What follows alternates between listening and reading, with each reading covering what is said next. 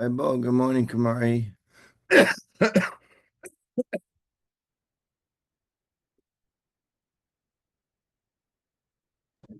Hi, Bo. Wow, look at that big marriage dot. My Oh gosh. yeah, I just have big ones right now. I'm just trying to get this slideshow to show while it doesn't take up my whole screen really quickly. And this is already recording, which what to do. Stop So it. Stop it. I could pause it and yeah. Minister.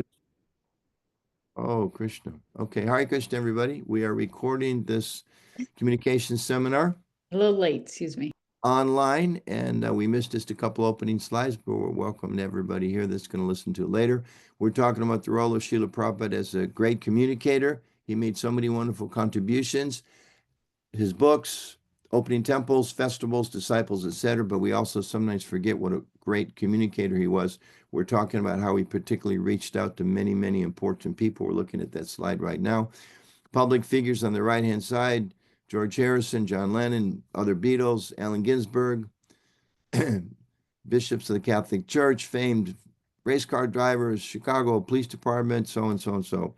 It's very, very long list. This is just a few. So then the question is, what was Prabhupada's purpose? Oftentimes devotees just kind of assume, well, everybody Prabhupada meant the goal was to make them a devotee.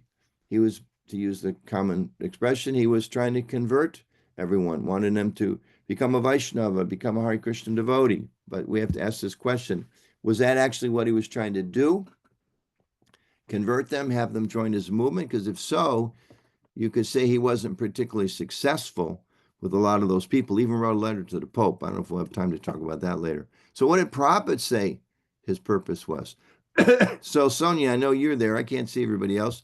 Can you read this? Can you unmute yourself and read this? What did Srila Prabhupada say? Letter to Tejas, August Okay, so 73. if you make some of the big government officials interested in our movement, then our strength will increase. Because we are in the material world, sometimes we require that help. Another point is that if a government officer becomes our admirer or member, then many others will follow. So try to make them sympathizers. Wow. Interesting point, huh? Now, of course, here Prabhupada is specifically talking about government officials, but we can understand that doesn't just address government. It talks about other people who we sometimes need their help. And if they become an admirer or a member is great, but at the very least, we want them to be sympathizers. In other words, that they appreciate our movement and they are willing to, as Prabhupada says, help us because we need them. We need help. So try to make them sympathizers. Very important instruction. Try to make them sympathizers. So if you read in Shyamasundar Prabhu's book, Chasing Rhinos with the Swami, this is explained in a few pages there. Prabhupada had planned a trip to New Vrindavan, and he postponed that trip. This is a quote, because Shyamasundar has arranged a gorgeous festival, and here's the program. We'll go back again. I'm not sure who else is. I know Raman Reti's here. Raman Reti, can you read that? Starting with August 21st. What was this big plan?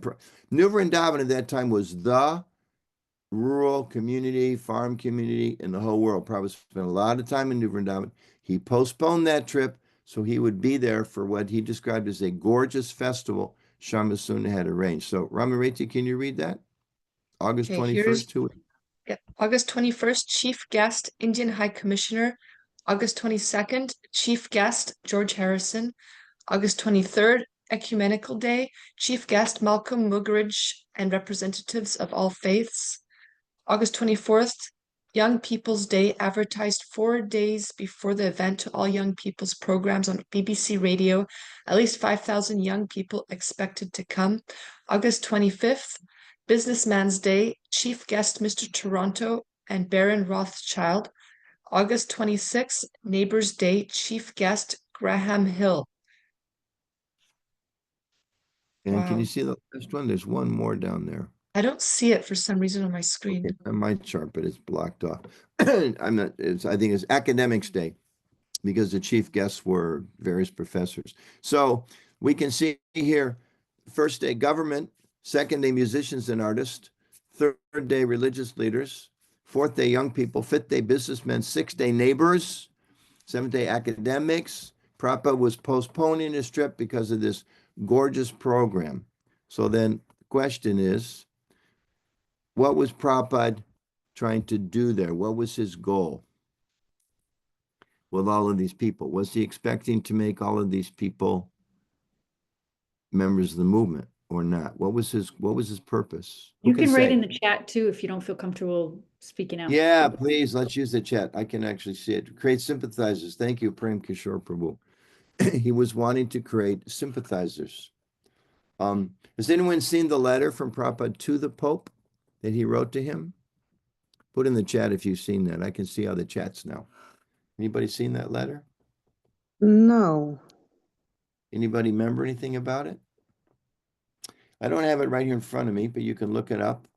It's in the archives. Prabhupada wrote, and he said something astonishing, like, first of all, he said, introduce myself as a monk from India. And then he says, before that, actually, accept my obeisances at the dust of your feet, something to that effect. And then he asks the Pope, he says, you're teaching about God. We're also teaching about God. Let's work together cooperatively. Now, some of us, maybe if we would meet the Pope or some high figure in some other religious organization, we would either try to prove that our understanding is deeper, or maybe some of us might be in awe. Gee whiz, I'm standing in front of the most important imam in whatever, some big country, or I'm meeting the Pope and I'm in the back row somewhere. But Prabhupada wrote to him and said, let's work together cooperatively. Let's try to make a difference in trying to spread God consciousness. So certainly there, his goal was to trying to make sympathizers and partnership in this. So a couple of pictures, Srila Prabhupada meeting. This is a famous TV program. I believe this is the one in San Francisco. Prabhupada recording, also Prabhupada doing radio interviews. We know he did a lot of those way back when he first came to New York. Prabhupada meeting. This is Prime Minister Lal Bahadur Shastri. Prabhupada showing him his Bhagavatam before he left for the West.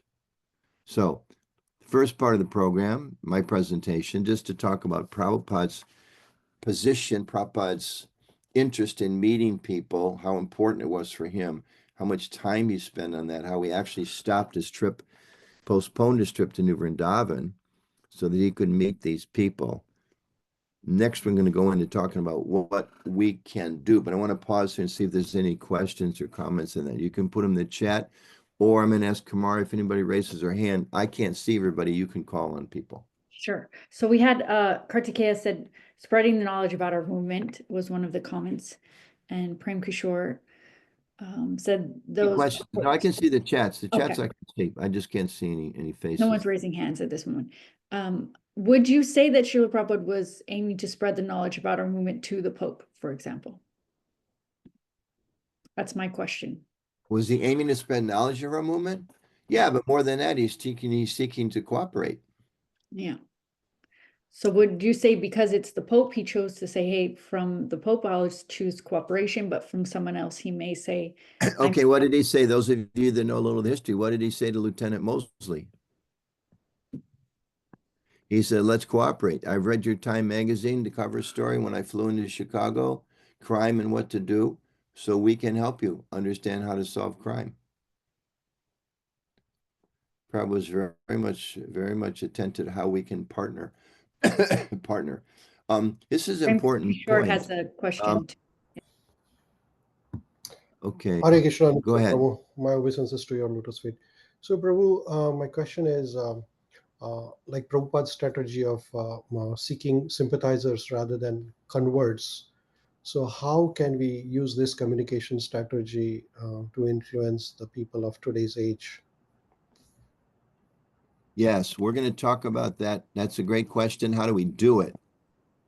Let's pause on that until the next part of my presentation, and we'll see if we answer that question in that process. That's exactly where we're going next. Thank you. Anyone else? I had a question. Oh, could I go, Ranga? Go ahead. Yes, Mataji. So Prabhuji, we all know that our wonderful Acharya is very good expert, and he's so empowered with Krishna, and for most of the people, they might not have that level of expertise, even though when we sincerely trying to do our best to create a sympathizer, sometimes we might get into a tough people. So how can we, of course, I'm sure this might be covered in the seminar in the later part, but how to make sure that if we come into that kind of a situation where the other person is a very tough person and trying to, not so cooperate with us and being more intelligent and, you know, um, somehow diplomatically turning the table other way around. So how we deal with that kind of situation? Yeah. Well, first, we're going to get into it, so I'm just going to give one or two quick thoughts here. First thing is we have to be very humble. We have to remember always that we're servants of the servants of the servant. And let's put it off, because we're going to talk about principles of communications and some practical applications. So make a note of that question, put it to the side, don't lose it. And if it's not answered in the next 20 minutes, we'll come back and you can ask that again. Is that all right? Yeah, sounds Okay. good. Thank Any you. questions? Any questions about Prabhupada and understanding Prabhupada, how he prioritized this and how he wasn't necessarily thinking? Because sometimes we think the only interaction is a good interaction. Did they buy a book? Did they come to the temple? Are they chanting japa? But if we're doing communications, that's not necessarily the goal of that. And we're going to talk about communications from a few different perspectives, coming up with some definitions in just a minute. Prem Prabhu, I can see you now. I turned off the share, so we'll take one more question, and then we'll go on to the second part. How would Prabhupada single-handedly approach this famous and high influential people? Sometimes it's very difficult to even get access to them, to get the prime minister and governors, and Prabhupada had no ISKCON at that time. So how would he manage? You read Lilamrita? Yes. So what did you learn from there? How was he successful?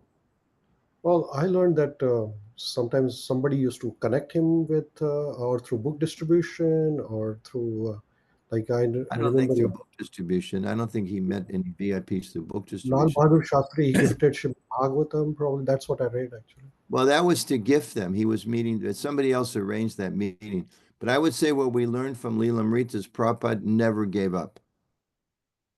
You go back, reread even the volume before he came to America, defeat after defeat, failure, you could say externally, failure after failure. You're trying to meet this person, he doesn't give any support, this person. He opened the whole League of Devotees, then they took the building away from him. But he never gave up. So that's an important thing to keep in mind, the lesson that we learned. And let's go into in the next section. We'll get into some practical things. What can we do? Because that's the question I wanted to ask next. How can we do that? So thank you for bringing up those points. Thank you. Let's see if we can go here. Okay, we should be. Okay, you see my screen again? We see. Oh, yeah. Okay, great. All right, so how do we communicate in the search of Srila Prabhupada? I think at least 3 of you asked this question. Thank you very much. Leading into the next discussion. So we sometimes just say in simple terms, communications, we're working to create a Sankirtan-friendly world. How can we create an environment? How can we create a world that is open to and that is willing to embrace, support, appreciate what we're trying to do as devotees? And I think we all know that oftentimes we are misunderstood, sometimes appreciated less than we feel we should be. How do we help get that support? Here's the communications mission. The same thing I just said, create a Sankirtan-friendly world, a little more technical language. Thomas, can you read that for us? ISKCON communication works to create and sustain favorable environments for advancing the goals of the Krishna consciousness movement by establishing and maintaining confidence and faith in the integrity of the movement's members and its mission. So we want to create favorable environments to advance the Krishna consciousness movement. How do we do that? By creating confidence and faith in the integrity of the movement and its mission and its members. So again, we'll unpack that a little bit more in a minute. We want to help create a Sankirtan friendly world. So I'm kind of giving the background information. Kamari, in a little later, is going to talk about social media. Then we're going to come back and talk about how do we work with some of these specific groups of influencers. And then that'll be the focus today. And then Madana-gopāla Prabhu is going to take us into a little more detail on some of those, working with the Hindu communities and like that tomorrow. So laying the groundwork, we have 5 principles of communication. Principles mean something that should never change.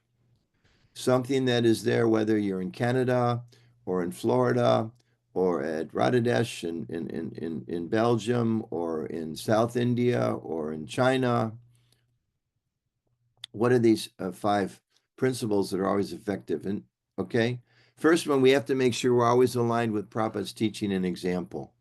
That's why we started this presentation looking at what did Prabhupada do. Prabhupada said, make people sympathizers. He achieved so many things, but he also understood and emphasized the importance of meeting important, influential people who can support the Hare Krishna movement in various ways. Second principle, we always have to act according to time, place, and circumstance. Now, this is not just theoretical. I'm again laying the groundwork of 30 years, 40, 50 years of devotees doing communications work around the world. So the answers you had, the questions you had a few minutes ago, how do we do it? This is how you do it. Number 2, you have to be aware of the time, place, and the circumstance. In other words, if you're in Vancouver, communications may be different than if you're in Washington, D.C. It will be different. If you're if you're in India, you need to understand the time, place, and circumstance, the situation there, so you can best reach out and communicate with people there. A simple example, if you go to America, if you're preaching at a yoga studio, if you're doing outreach to a yoga studio, and maybe you're wearing saffron, it's a little different, but the rest of the folks, it's a lot about physical affection. Let's just say hugging. It's kind of a standard thing. You go to India, you hug a lady, you're in a crisis. It doesn't work there. It's a different culture. It's a very different culture. So you need to understand the time and the place and the circumstance, okay? Third principle, you have to be proactive. This gets directly to the questions raised earlier. You have to be proactive. Put in the chat here, anybody from the Midwest or in the Midwest? Any Midwesterners out there? I can see the chat box. Nobody's responding, so you are coastal people. I'm from Michigan. In the Midwest, they have an expression. I can't see myself on the screen, so maybe you can see. Can you see what I'm doing with my hands here? Anybody there? Twiddling your thumbs? You can twiddling my thumbs. Thank you. Who said Raman Reddy. who said twiddling your thumbs? Raman Okay, Reti. Raman Reti. So maybe they say that in Vancouver too. In Michigan, Midwest, twiddling your thumbs. If we want to help push on Prabhupada's movement, if we want to meet important people, if we want to make people sympathizers, you can't wait for them to come. You cannot wait for them. We have to be proactive. We have to understand what's the best thing for us to do. Okay, how to build that relationship. Principle 4, sometimes this is the tough one for devotees, maybe especially in our early stages of devotional life. We are seeking mutually beneficial relationships, win-win. We have many, many good things to offer, so do others. For instance, sometimes we do, Rath Yatra festivals, and the local vegetarian society wants to put a booth there. Okay, why not? It's going to help promote our mission. It's going to expand the Rath Yatra. We win, they win. Sometimes, quick example, we may seek support of the local mayor to help us with having a special Rath Yatra or whatever festival in the downtown area. We invite the mayor to come speak. It's good for her or him, and it's good for us because the mayor gets to speak to an extra 1,000 or 10,000 people that are their potential voters for them, and they support us in this wonderful cultural festival. So communications means, in this context, we're talking about reaching out, means thinking about mutually beneficial relationships. And this last one, I can't emphasize enough. I'm thinking sometimes maybe this should be moved up to number 2. Exemplary character and behavior. I've written a lot of things about this lately. As time goes by, we're starting to see it in the United States. It's more so in some other countries. The Hare Krishna movement for decades had no money, no influence, no status.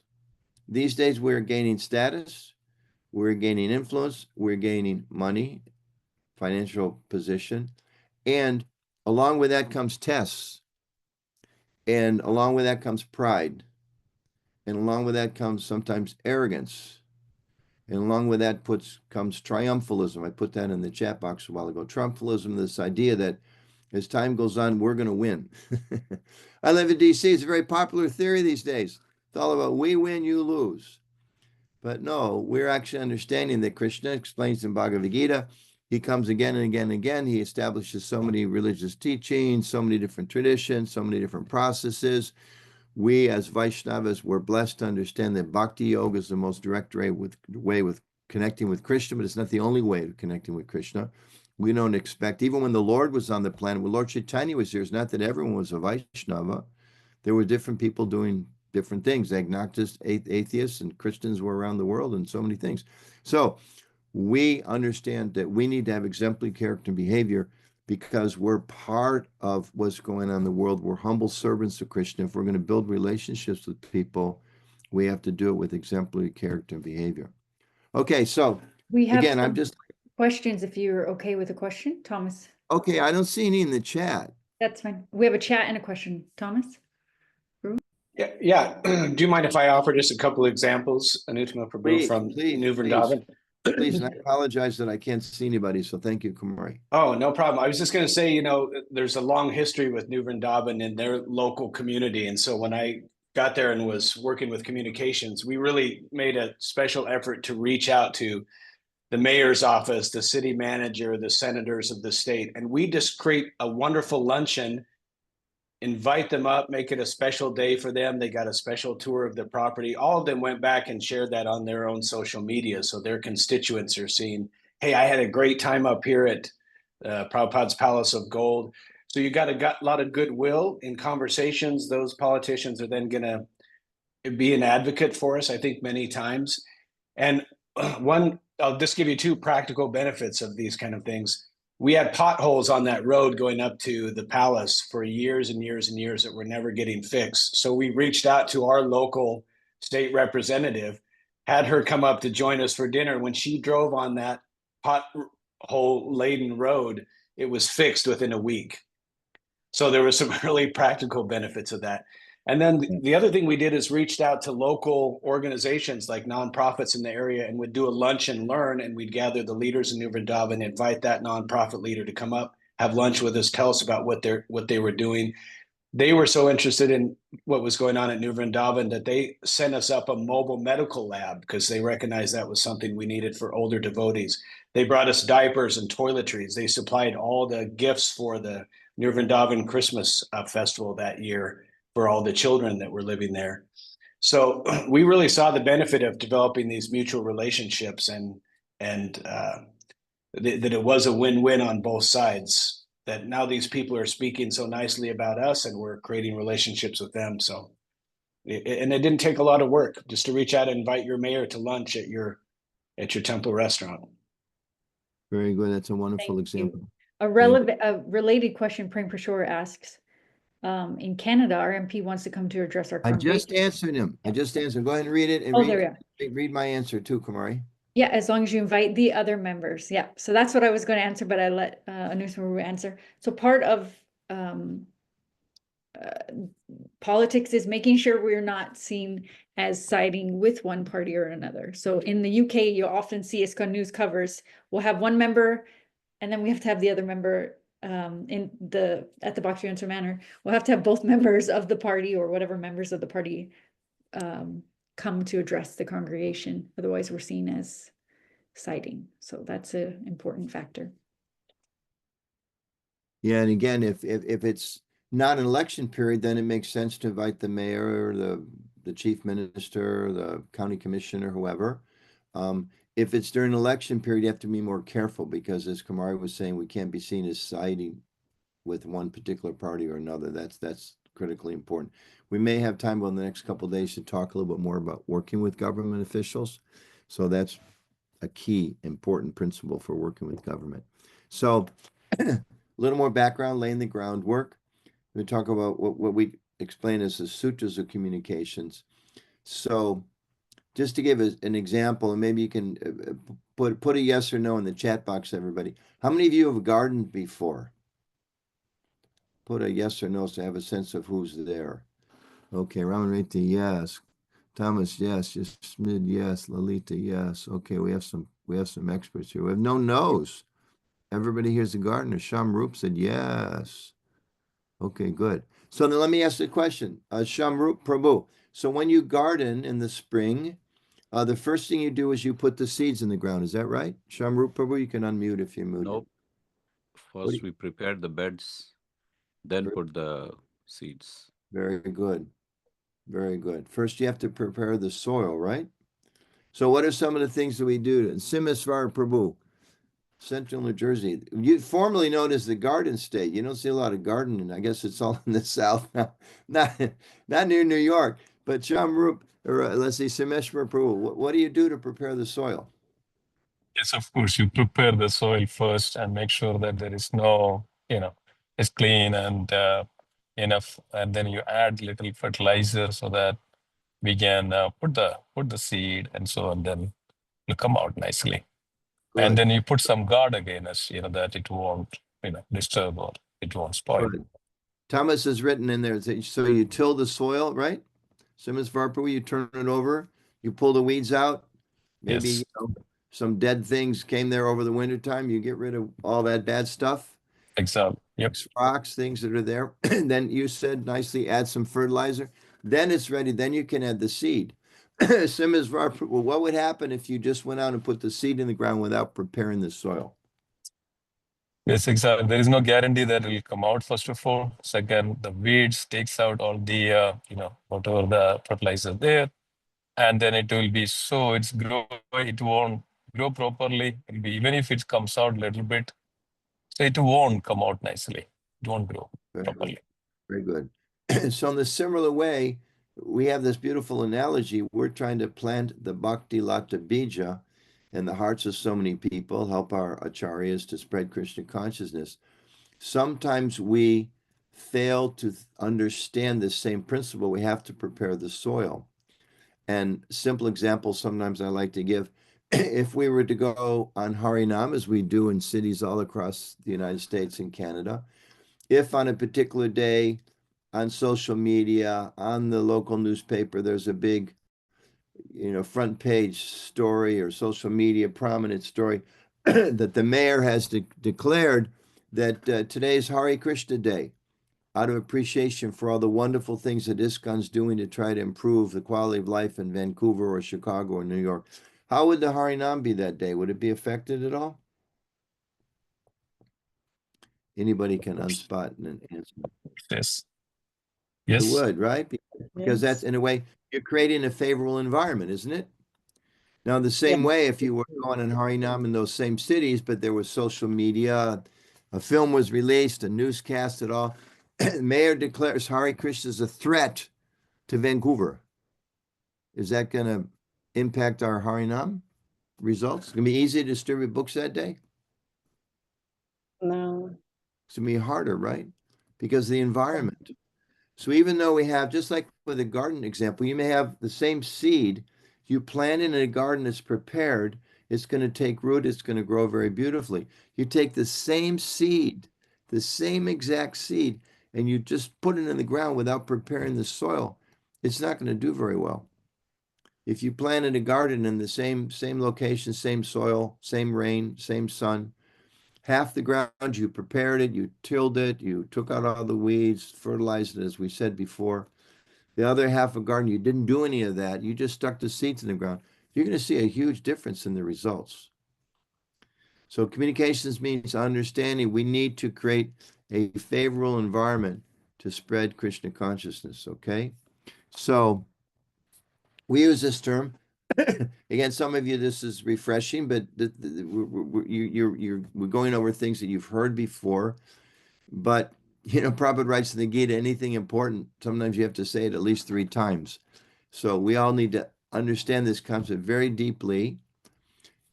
Key audiences. So we talk about, we want to prepare a garden. So in real life, what does that mean in terms of us trying to apply these principles and create a favorable environment for Krishna consciousness? The next important sutras, key audiences. We need to understand who is it that can actually help us or hurt us in our mission of spreading Krishna consciousness globally, nationally, locally, in your local community.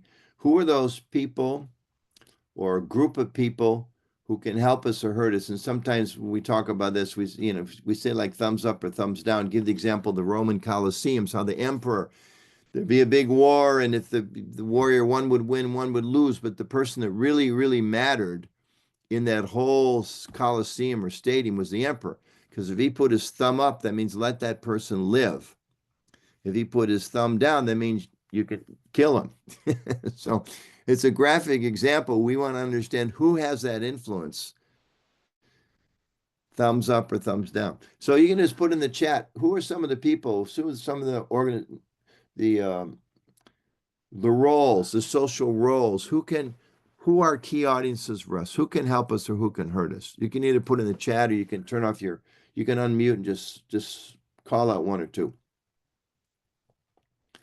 There's a bunch from Thomas: politicians, city managers, police, Kumari, interfaith organizations, other religious groups, building commissioners, professors. Somebody else put up 1 or 2. Neighbors, media, politicians, non-believers. That's interesting. We'd have to talk about that a little more. Politicians. Okay, the news media. Thank you, Dharma Prabhu. Local schools and teachers, particularly private schools. Yeah, very good. They definitely can influence the environment. Academics, indigenous communities. Yes, we were very influential in certain areas. Good. So these people, they can help us and they can hurt us. You can jot down, if you're taking some notes, you see this little acronym down there in the bottom: influencers, students, anti-cult groups. Yeah, they can hurt us. You see this little acronym, Gohi Rama? We have other ones, but this is something we refer to oftentimes. Who is not always, but many times this represents the key audiences, or at least we should start by thinking about these. Go, who can guess? What does GO stand for? What's that abbreviated for? A key audience. What was that? Go Cows. often means cow. Did somebody say cows? They're a key audience for certain of us more than others, of course. Government. Interesting. Yeah, if we take care of our cows, they can help us, they can hurt us, especially the bull. They can take care of them. Okay, good. Government. We usually say government. That's very good. I've never heard cows before. I'm going to have to keep that in mind, though. What about H? What do you think H stands for? Hindu. It's an easy one. Hindu community. Yeah, Hindu Hindu community. community. They can help us, they can hurt us. This is talking about, non-ISKCON people who are of Hindu background. I stands for internal. I'll just tell you that one. Internal, which would mean whoever's closest to you. So for temple president, let's say, they may be very concerned about what do the neighbors think about us? Does the media understand us? But they're I oftentimes say the most important audience is internal, with temple residents, congregation, like that. Okay. R, what would R stand for? Religious groups. Religious. Good. Religious leaders. Can religious leaders help us? Yes. Yes. Yeah.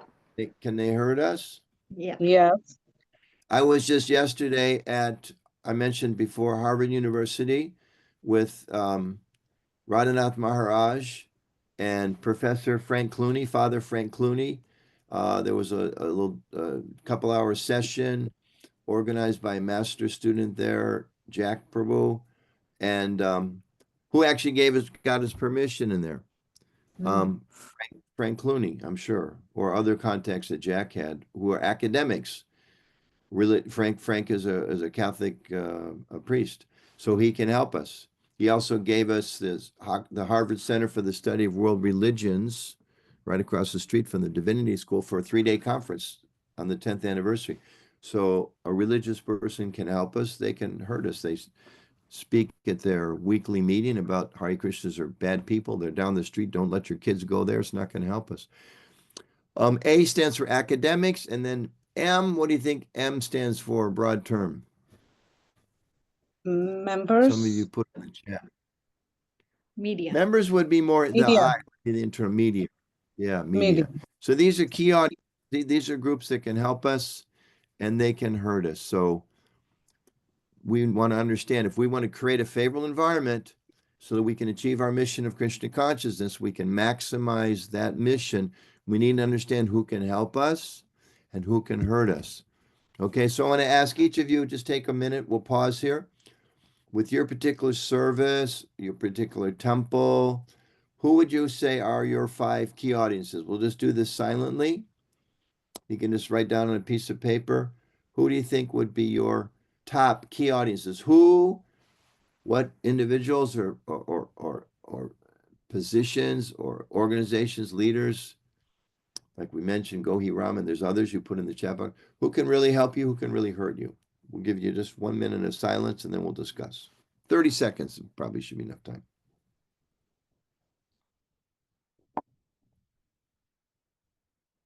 What are your top audiences? And it's different for each of us.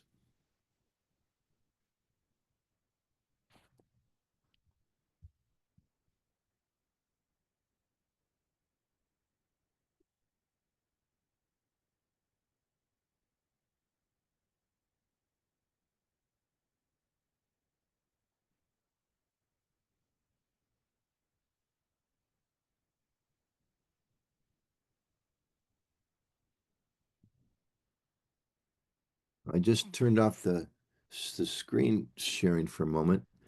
Maybe if you're out there, you can show you. Some of you just have your names up, and that's okay if you're having breakfast, whoever. But if, as much as possible, we can see you for discussion.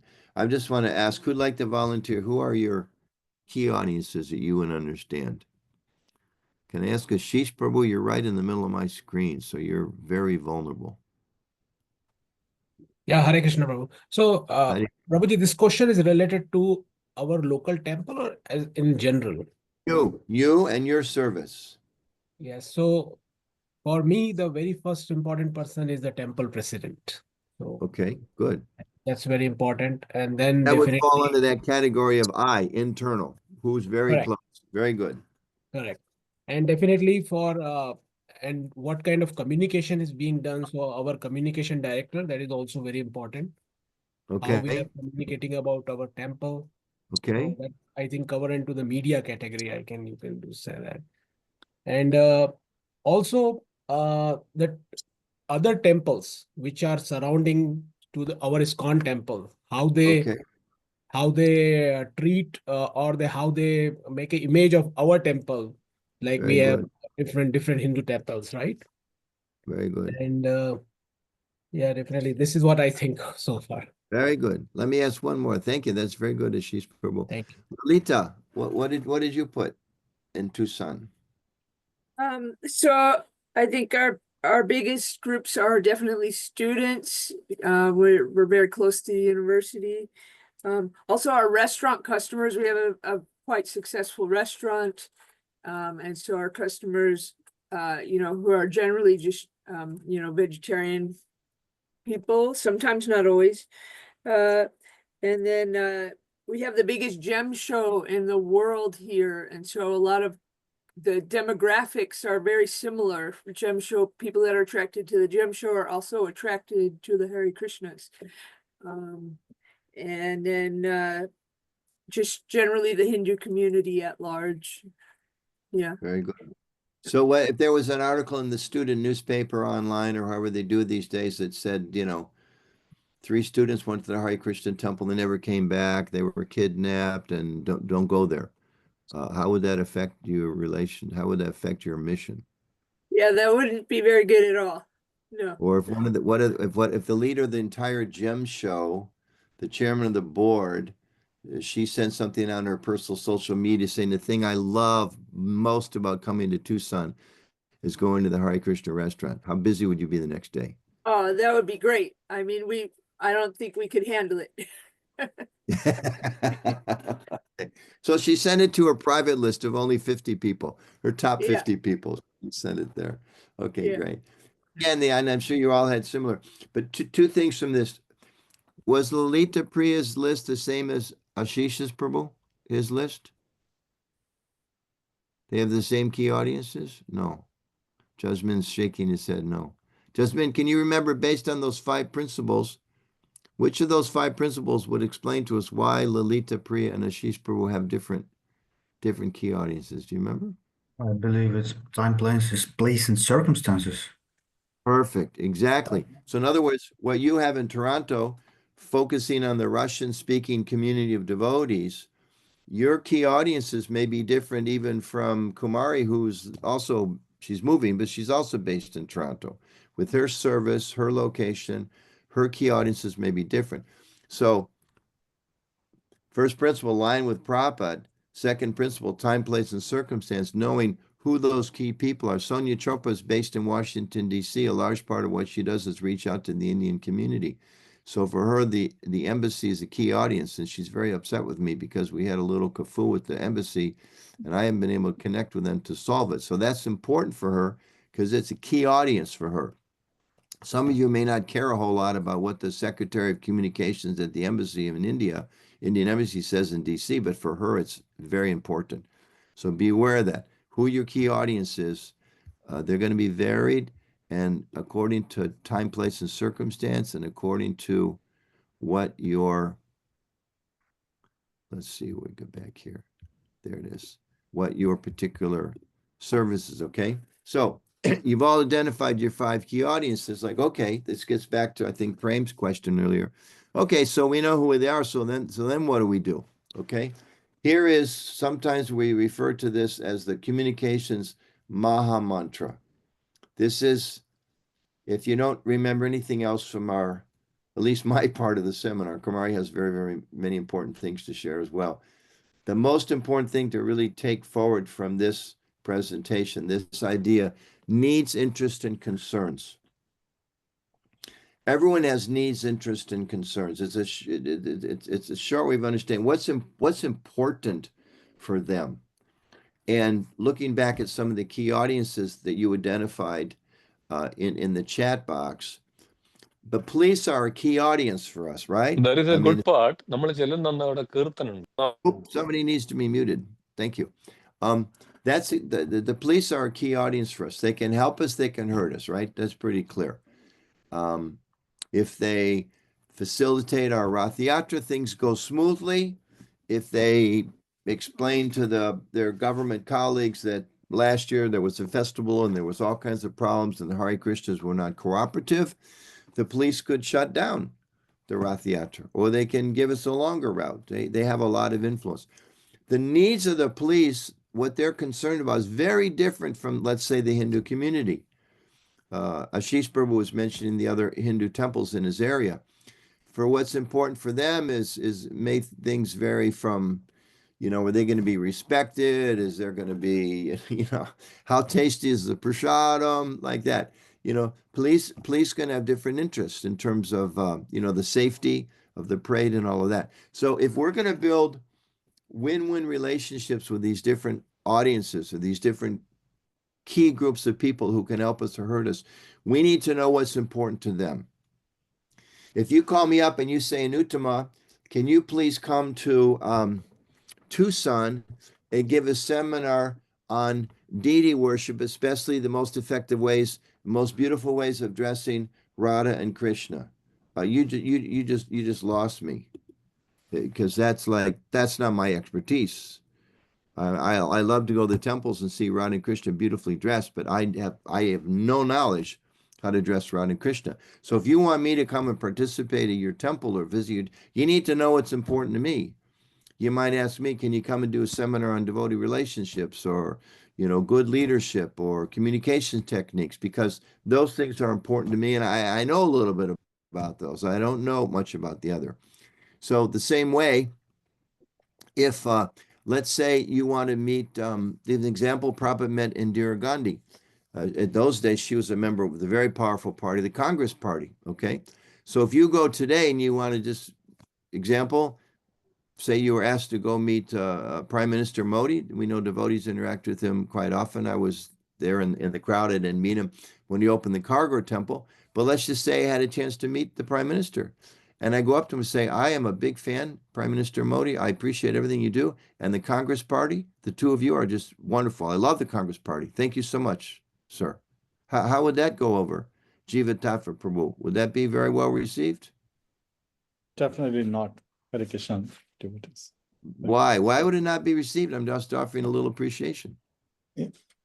If you're appreciating that the government is doing very well for the citizen and keep it neutral, it's very good. But we just said Congress Party, so we actually are affiliating ourselves with a specific party, and that's very Yeah, nice. well, and specifically, he's not a member of the Congress And Party. he's not part of that party. Yes. He's BJP. I didn't do any research, right? Yeah. So, they say, like, if you happen to, you see some famous movie star walking down the aisle in the airport and you go up to them, if you don't remember what movie they were in, don't guess. Just say, I love your films and it's so wonderful to see you. Can I have your autograph? If you say, whatever, I loved your film and such, and that wasn't him. And that was Tom Cruise. That wasn't him. You just ruined your chance to make a really, you set yourself back.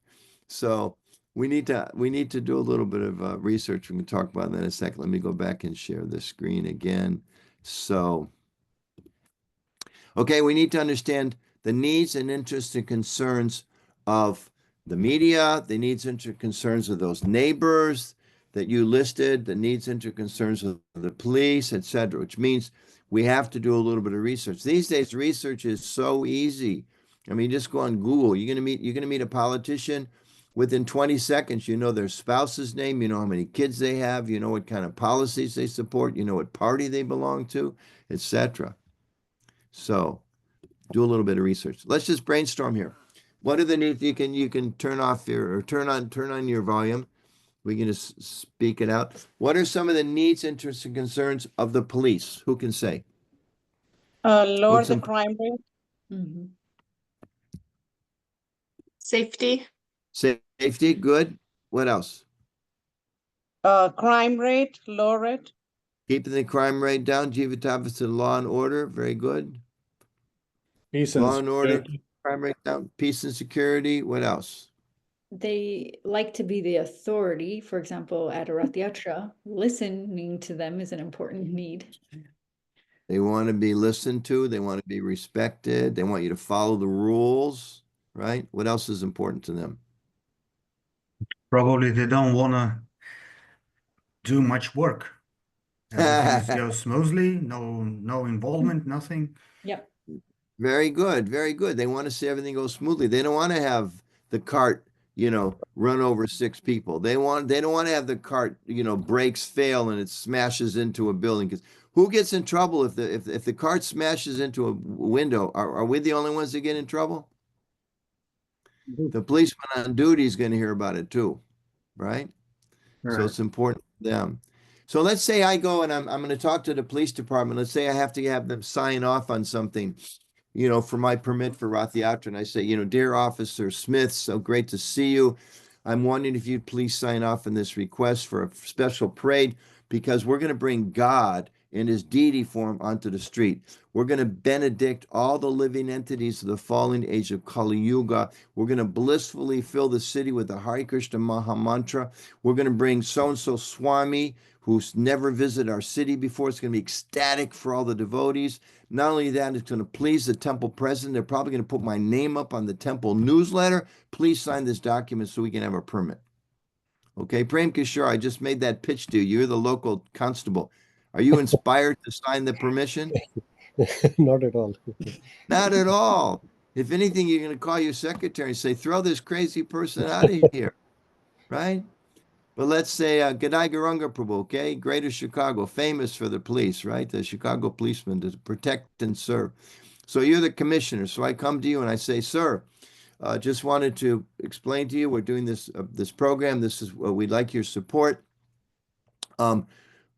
first of all, we've talked with the other city officials, so we're going to follow all the rules in terms of the timing and all of that. We have our own security that's going to be there to protect the wheels, to make sure to protect all the citizens, so there's no danger to anybody. We're very aware of. We've read your booklet this thick about parades and how they should be done. Here's the card that you can have to connect with everybody.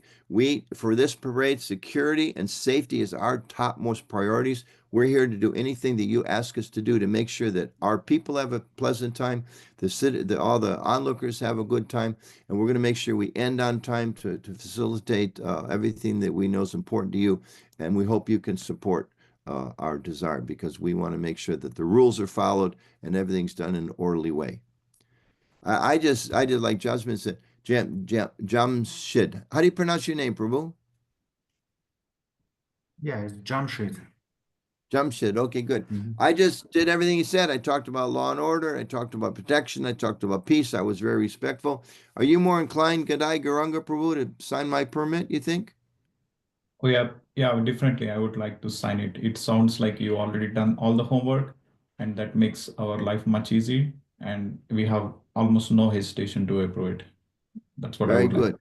The same thing is true with the neighbors, with the Hindu community, with the schools, with the gem show leaders, with the county commissioners. We need to do our research, find out what's important to them, and speak in those terms. And of course, do what, I can't tell Kadai Garunga commissioner that we're going to follow the rules. We're going to start on time, end on time. And then it was just a bunch of lies. What's our fifth principle? Do you remember? Integrity and character. So whatever I say, I have to do. So I understand what's important for the police. I have to speak like that, and I have to follow through. Kumari's hand is up. Playing devil's advocate, isn't giving Krishna consciousness the higher principle than pleasing the police or pleasing other entities? We will not spread Krishna consciousness if we don't please the police and please other living entities. This is just common sense. As we see with Srila Prabhupada's, the quote I had, make them sympathizers. Prabhupada said, because we live in the material world, sometimes we need the cooperation of others, right? We could have talked about that for an hour, the pros and cons, but just moving on from that, understanding that he's our founder Chari, we accept that as a positive statement. And as Prem Kishore has just wrote there, Kumar, thank you for articulating the view of a fanatic. We're not fanatics. We live in the world with other people. We have to cooperate. And I think in the early days of our movement, everybody was 19 years old, dropped out, and hated the establishment. It was a little harder for us to work cooperatively. But, looking at everybody on the screen, so many of us, we live out in the world. We have professional jobs. We know what it means to cooperate with your local neighborhood association. I have to pay homeowner fees. If I don't pay those homeowner fees because I think they're just a bunch of materialistic people, why should I give away Krishna's Lakshmi? Next day, the police are going to come. If I'm disrespectful for them, the next day I'm going to be in front of a judge. If I don't accept his authority, next thing you know, I'm going to get my own private room. The government's going to provide for me, and hopefully they'll provide some vegetarian food while I'm there too. So it's just thank you, Kumari, for bringing up that question. So let's move on. We can all see the need. So similar thing, we can ask, what are the needs and concerns of the neighbors? The neighbors, they're concerned about their property values. The neighbors are concerned about, there it is, Thomas, noise, traffic, parking, inclusiveness. They want everybody in the neighborhood to be friendly. Some people want to be left alone. Some people want to be friendly. They want to make sure that their award-winning rose garden doesn't end up on your altar, which used to happen. Kumari puts in noise, trash, people going on their property, right? Making announcements at the Sunday feast. Please don't park in front of Joe Smith's driveway. Maybe we have to make that announcement 100 times because it's the most important thing to Joe. And if we don't do that, Joe's going to call the police on us and we're not going to have a festival. Okay, so choose. We're going to go 5 more minutes here, then we'll open up for some questions. List pull out a piece of paper. Again, we give you a minute. What is one of your key audiences, whether it's the gem show people, whether it's the neighbors, whether it's the police? one of your key audiences. What are the needs, interest, concerns for that audience? And try to list, say, 10 or so things. Just pick an audience, take a minute, write down, and what do you think are their needs, interests, and concerns? And don't just pick one thing, but a bunch. Just think, if I was a journalist, what's important to me? If I was a policeman, what's important to me? If I was a neighbor, as a neighbor, property owner, what are the things that I'm concerned about? Okay, we'll give you all 30 seconds of silence to work on that.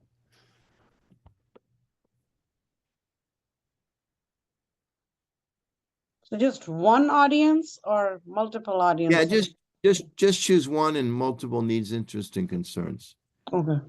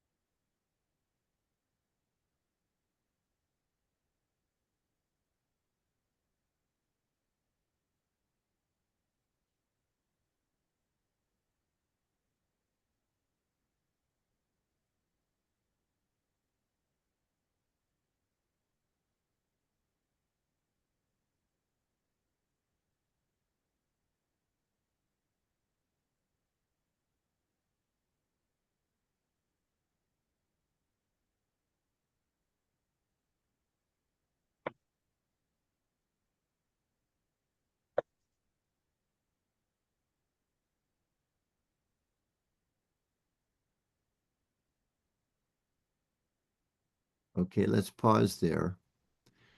I'll tell you, if you look at that list and you imagine yourself meeting a person who is the head of that group or who is that person, whether it's, the mayor or the police commissioner or the head of the neighborhood association.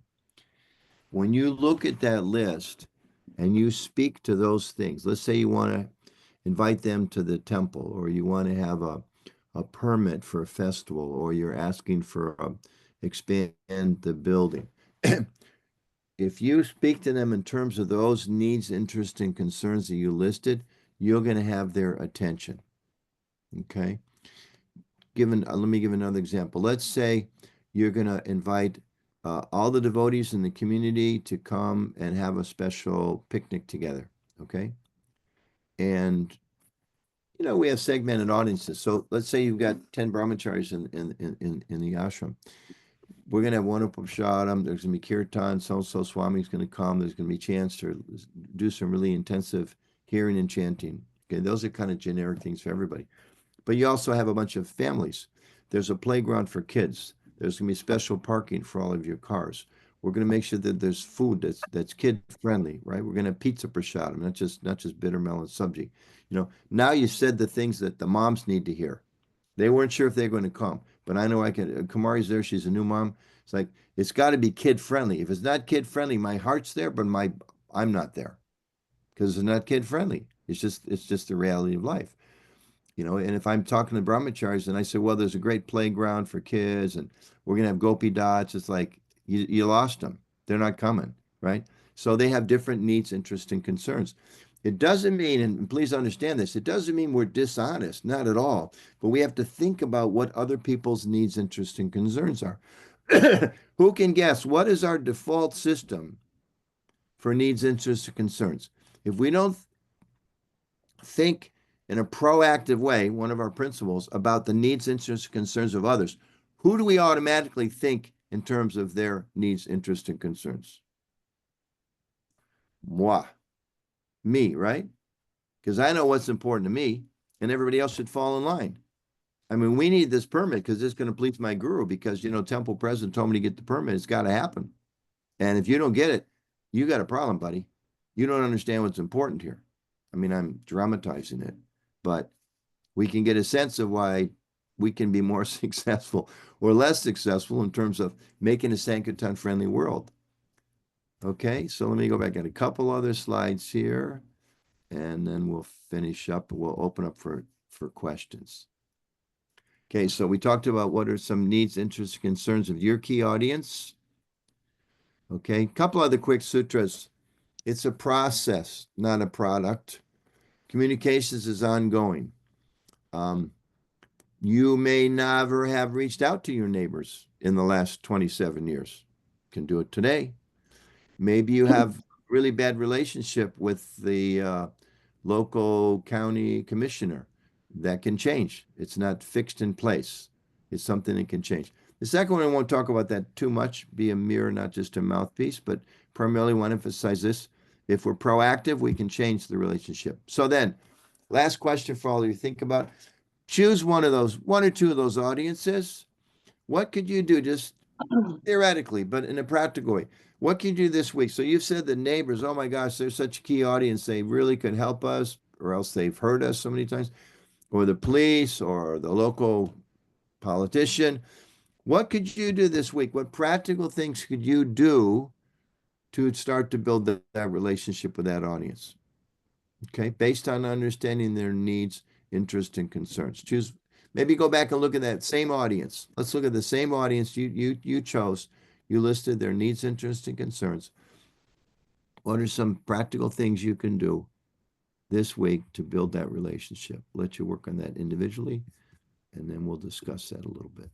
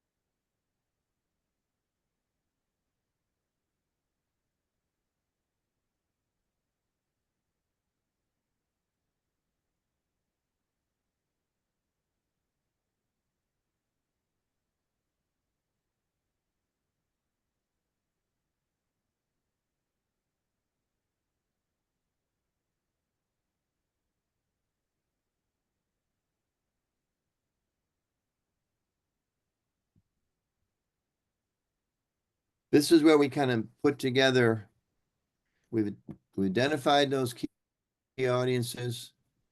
We've understood what are their needs, interests, and concerns. We've heard that I need to be proactive. Based on those needs, interests, concerns, what can I do? Who'd like to share some of your thoughts? We won't have a chance to hear from everybody, but maybe one or two of us. Who'd like to share your insights on what you can do? Tell us who's your audience and what you think you could do.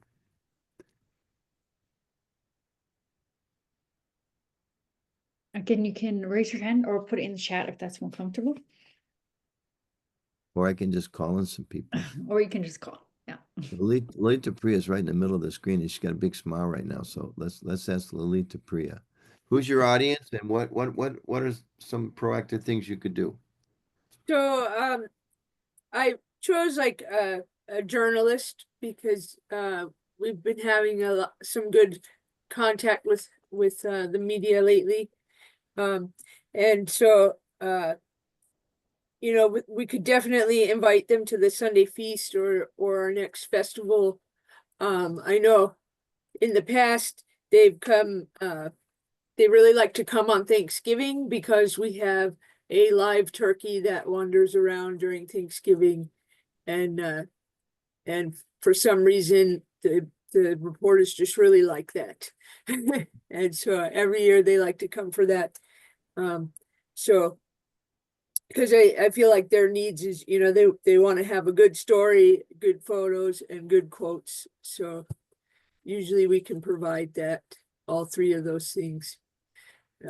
So yeah, just invite them to the next festival, especially if it's something really special.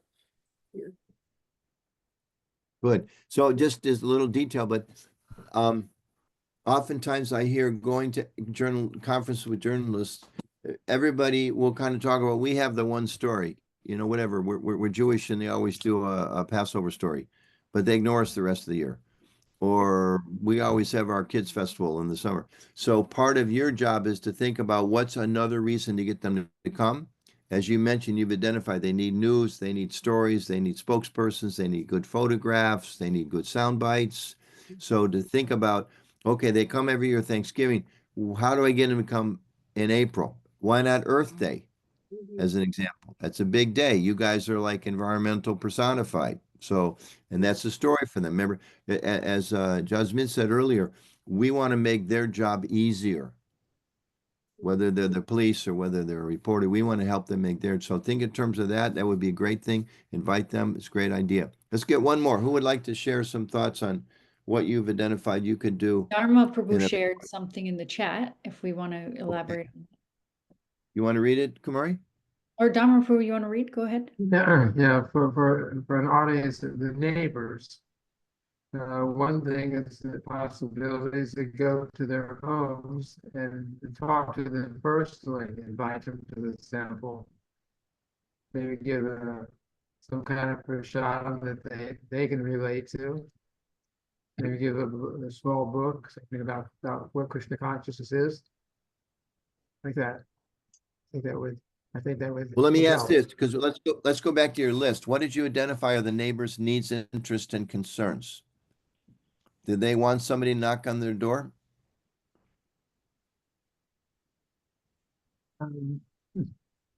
Not necessarily, but they don't tend to come by if you don't. Just thinking maybe if we approach them in some way, so that they would. See, because probably what you did identify is that they want to know their neighbors. So knocking on their door at certain time in a certain way may be very good. I remember Denver years ago, devotee came from another temple and he decided he was going to like go door to door and knock on every door. And it's like, whoa, forget it. You know, if you want to knock on every door and invite them for like a free feast or a special thing for the kids, or tell them about we're all working together to try to get the trees trimmed in the neighborhood, fine. But don't go knocking on their door just trying to tell them what you want. You want to sell them a book. That's not their needs, interests, and concerns. That's not the best way to build relation with the neighbors. You know, it's like if each of us, if we would, you're down the street from the Mormon temple, and every other week an elder knocks on your door and tries to sell you the Book of Mormon. It's like, whoa, can you lay off, guys? You see, it's not with that key audience what we're looking for. So I would just suggest, Dharma, that some of what you highlight here is very good.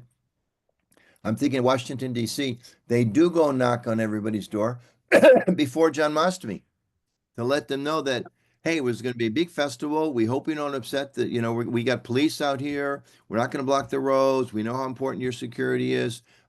Any problems, you call us. Here's the phone number of the temple president.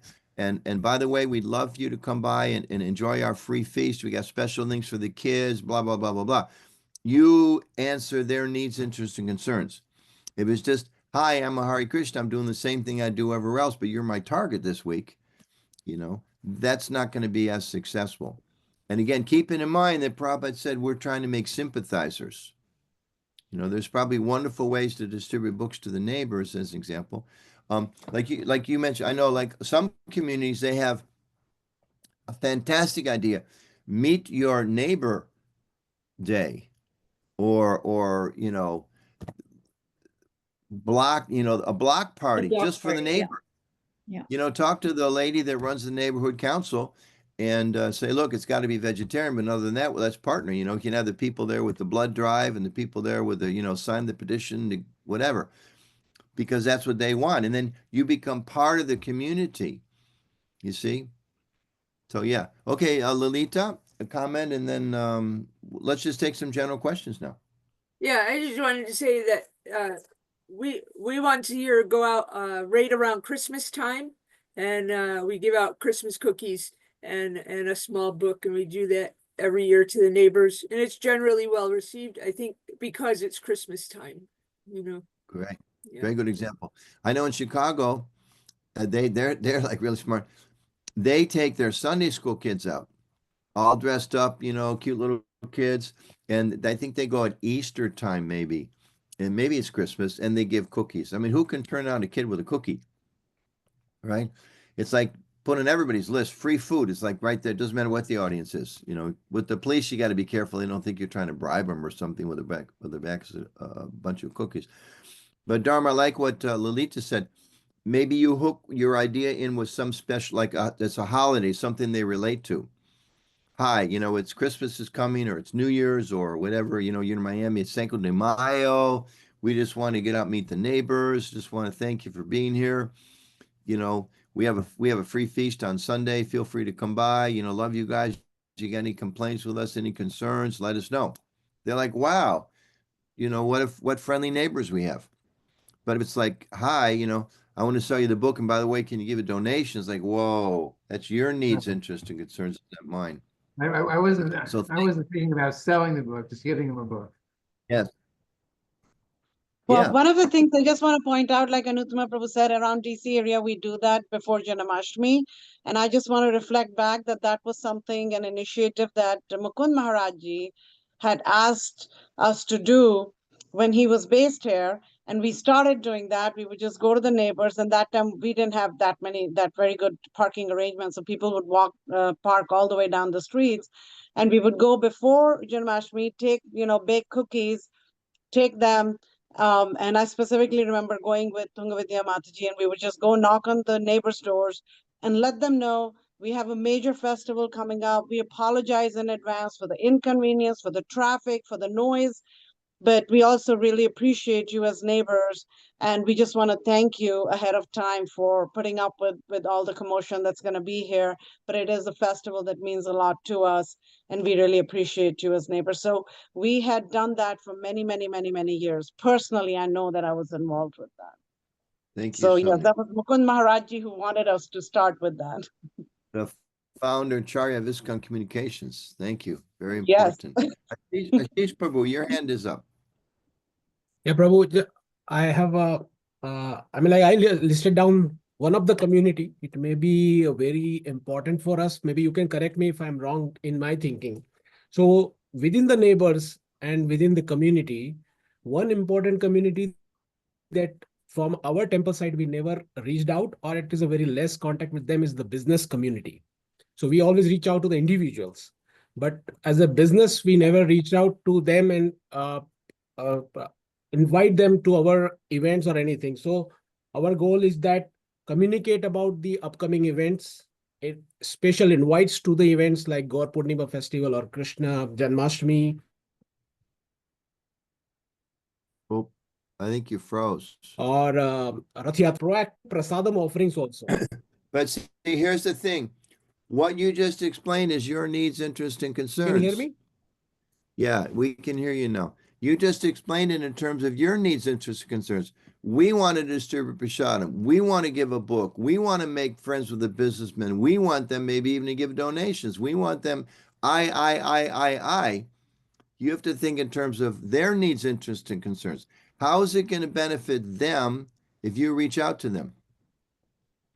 For instance, whatever, in They terms may of want to business. speak and do a seminar on business practices for your business community if you're a large temple with a lot of professionals, for example. That might be a win-win for them. And that way you can bridge a network with the business community through a seminar at your temple hall or something like that. Yeah, think in terms of what's important for them. Thank you. Thank you. And 90% of the stuff, like you may think, okay, the neighbors, they all like to get drunk sometimes, okay, well, we don't do that one, right? Or they like to they like to have a barbecue. Okay, well, we don't do that one. There's a few things we're not going to do. But most of the things, like they want to meet their neighbors, they want to protect their property values, they want to have the noise controls. We want that too. They don't want noise at 4:30 in the morning. We don't want noise at 11 o'clock at night. So, we have some mutual interests there.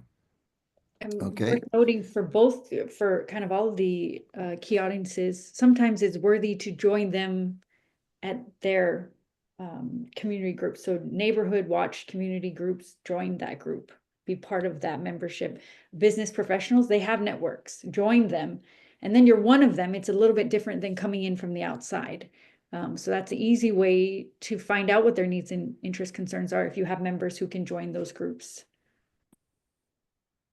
Yeah, I was going to share this later, but maybe what's appropriate time now. Experience I had shown to share a DC story when I was in Denver. We did something that no ISKCON temple should do, which was we did some construction without pulling a permit. We were, what do they call it? The old TV show, Young and Restless, right? We were young and restless. So just do it. We're not only young and restless, we were stupid because the main road from downtown, everybody worked downtown, and downtowns do attract a lot of government officials. They drove right down our street, like 6 feet from the door where we were hauling in, construction materials. Not only that, there was a stop sign there. So people would literally stop and like be there for 30 seconds, look at our guys hauling in buckets of paint. So obviously, we got a little red tag saying cease and desist, you can't build this anymore. So long story short, we had to go in front of the zoning board. They actually said we couldn't do it, this and that. We had a very good friend who was the head of the Bellevue Hale Neighborhood Association. That was two of the names of the roads nearby. She called me up. She said, I got a letter from the local government saying that they want to shut you down. And part of the policy in that city, at least, is the local neighborhoods either say, we support the government, we are neutral, or we oppose the government. She said, I want you to know I'm going to oppose the government because I like you people. But I have to get it officially passed. So please come to the neighborhood meeting next Thursday night. I'm not going to put it on the agenda because there are a couple nuts in the neighborhood that don't like you people. I don't want them to come. So I went to her meeting. She waited till it was like, meeting started at 7. It was 10 minutes to 9. I'm not exaggerating the story at all. And she said, oh, there's one other topic. The Hare Krishnas are here. We were asked by the local neighborhood, or by the city council or the zoning board. They want to stop them from opening their Govindas, whatever, blah, blah, blah, blah, blah. I think we should do it. I think we should support them. Anybody want to, everybody agree with me? 2 hands go up. Okay, thank you very much. So now she's got her official thing. So she went in front of the zoning board and said, I represent the neighborhood Bellevue Hale Neighborhood Association. She literally said this. She said, if you shut down the Hare Krishna temple, because they're doing their Govinda's buffet, and we had a lawyer and the whole thing. If you shut them down, you have to stop every pancake supper at every church in the city of Denver. Otherwise, you're discriminating against them. And you're not supposed to do that. There's a neighbor. She's not a devotee. She's not a vegetarian. She doesn't chant Hare Krishna, but she liked us. And she stuck her neck out to go there. And she was we had other witnesses too about this and that, but she was the most powerful one. All because we had a good relationship with her. She was a sympathizer. Not only a sympathizer, she became an advocate. So just an example of how important that neighborhood. And that was the way we met her, we taught a vegetarian cooking class at the local junior high school.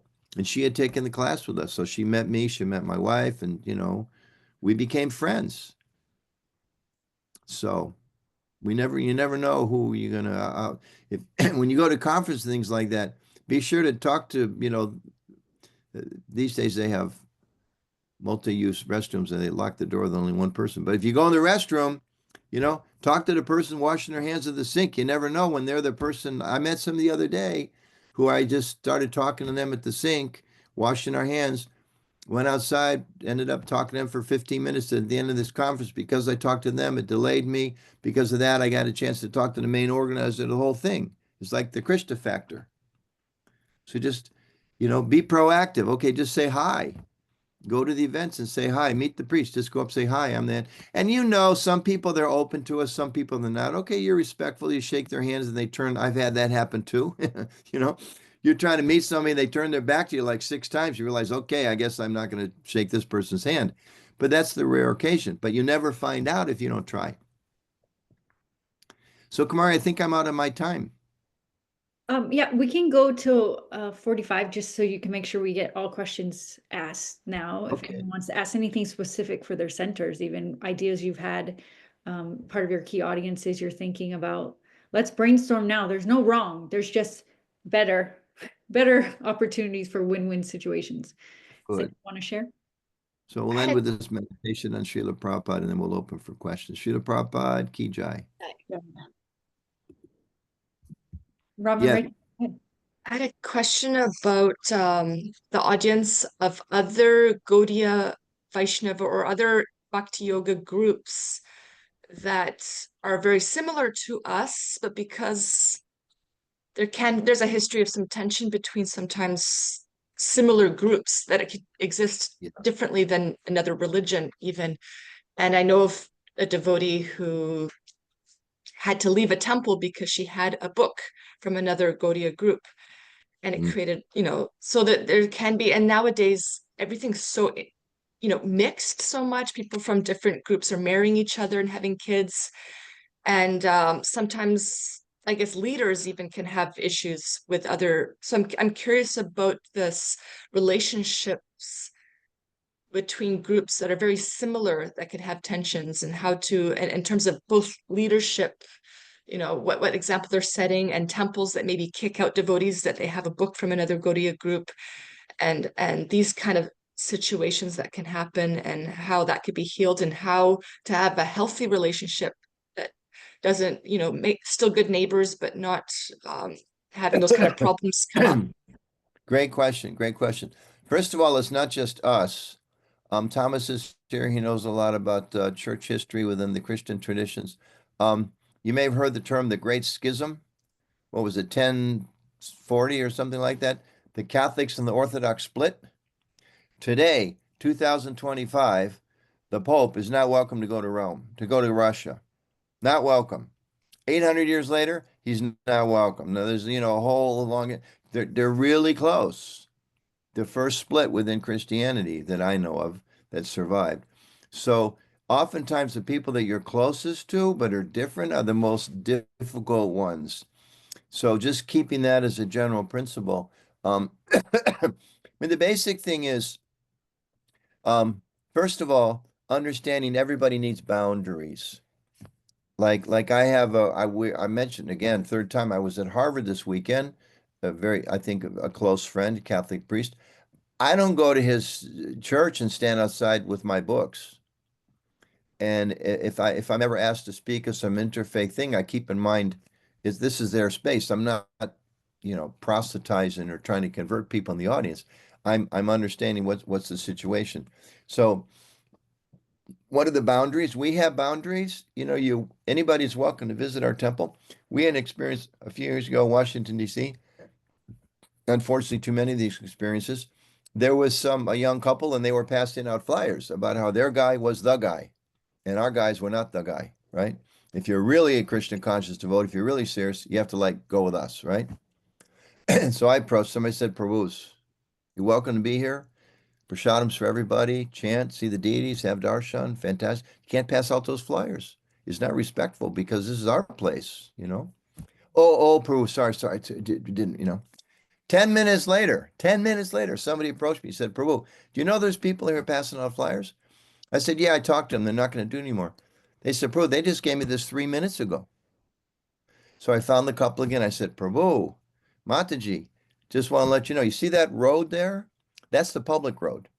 You see the grass over here? This is our property. That's public property. Go there. You apparently don't understand what it means to respect people. I asked you in a nice way. In other words, don't need to get into more details. You set boundaries. Now, within ISKCON, we have boundaries about people from other traditions. If somebody comes, whatever, whether the Catholic Church or some other Hindu organization or some other Gaudiya, it's not like people can come in and sit down and give the Sunday feast lecture. I go to church. I like to go to the Catholic Basilica on Christmas Eve because I like the poinsettias and the music. I don't expect to give the sermon. I'm not going to stand up on the night of, Christmas, Jesus's birth, and tell him that Jesus is the Son of God and Krishna is his father. I mean, forget it. It's not acceptable. So if people are respectful, we can have very good relationships with almost everybody. But if I'm seeing myself in some kind of triumphalism, that term, our way is better than your, I'm going to like try to take advantage of you for my own personal benefit or for benefit of my group. That's when things break down. I can say like in Oxford, Center for the Study of Hindu Studies, Oxford Center, they have people that are all kinds of sampradayas. Some Gaudiyas, some non-Gaudiyas. They've got some scholars that are followers of gurus who are not necessarily seen as in good standing within ISKCON, but they're respectful for each other. They're not trying to convert each other. They're not trying to proselytize each other. So that's the real key factor. And as you mentioned, as time goes by, it's a fact. Somebody's like marrying somebody who's a different guru, a different line. And, if I go to their place, I have to be respectful. I don't agree with what they say. Okay, this is their place. And if I don't want to hear it, I don't go there. And if they come to our place, it can't be because they're on the side. Hey, give me your email because I want to invite you when a real guru comes to town. Or, come on. It's just, for lack of a lot of word, it's low class. It's disrespectful. So we should be respectful. We should integrity and character, right? Our fifth principle. Is that okay as a general answer? And just to add a short comment, as ISKCON progresses, we are changing a bit also in these ways. There's a lot of tension with some of the Gaudiya groups in the past. A lot, like in the 90s and early 2000s, there was a heavy tension. And many people around at that time are very strongly, understanding, seeing it from that perspective and the opinions on other Gaudiya groups. However, those who are newer to Krishna consciousness or didn't live through that time may not have that context. And so they don't understand why we have such boundaries. And we are moving. We haven't had heavy, from my opinion, heavy relationships with Gaudiya groups for some time. So people forget. But we do have boundaries. We're clear about our boundaries, from the RGB perspective with those groups. But as ISKCON progresses, we may be able to put some of those boundaries down if there's not, increase in tensions, if that's fair. Just to add to that, thank you, Kumari. Last year in Mayapur, there was a celebration of 150th, I think, anniversary of Srila Bhaktisiddhanta Saraswati Thakur's appearance day.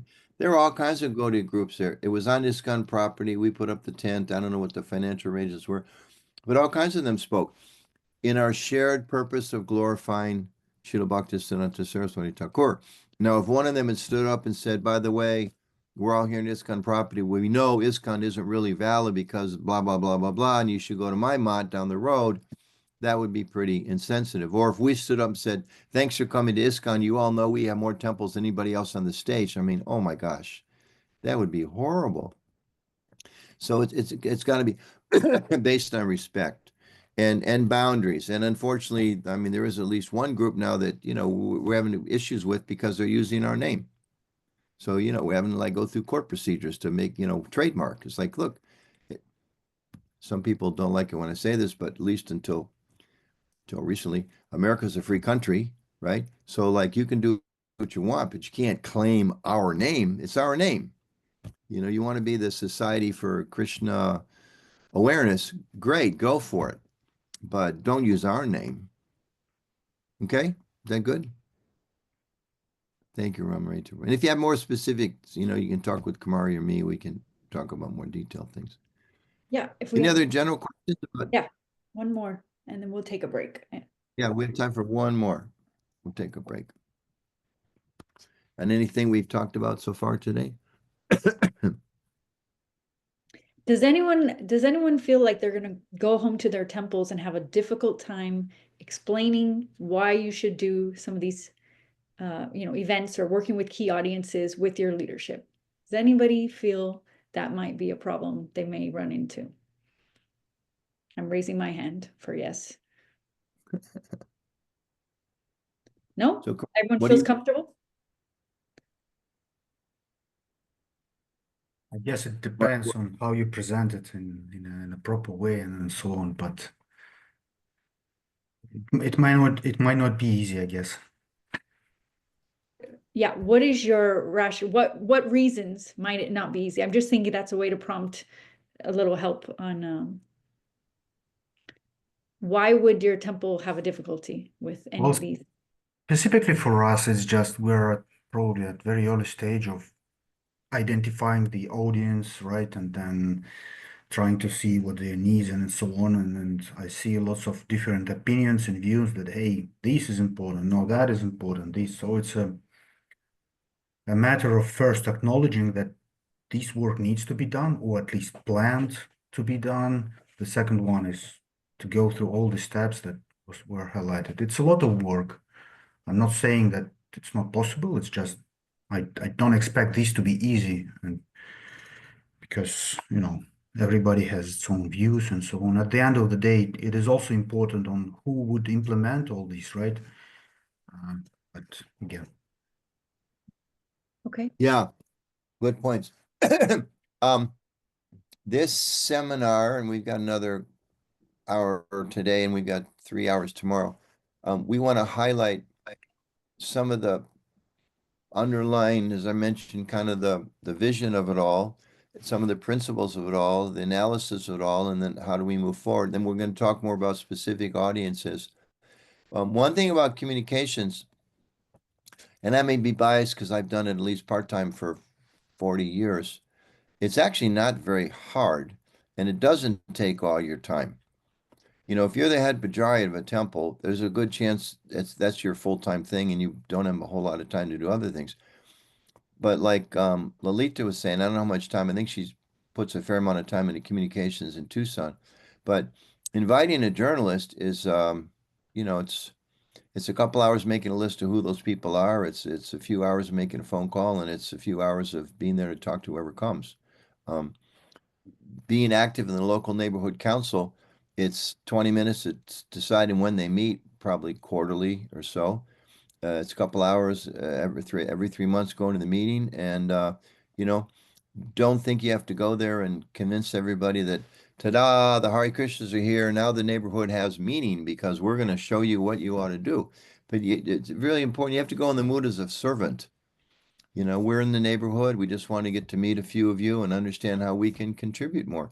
I'll end it again, another little story from our work with our neighborhood way back when I was the local president in Denver.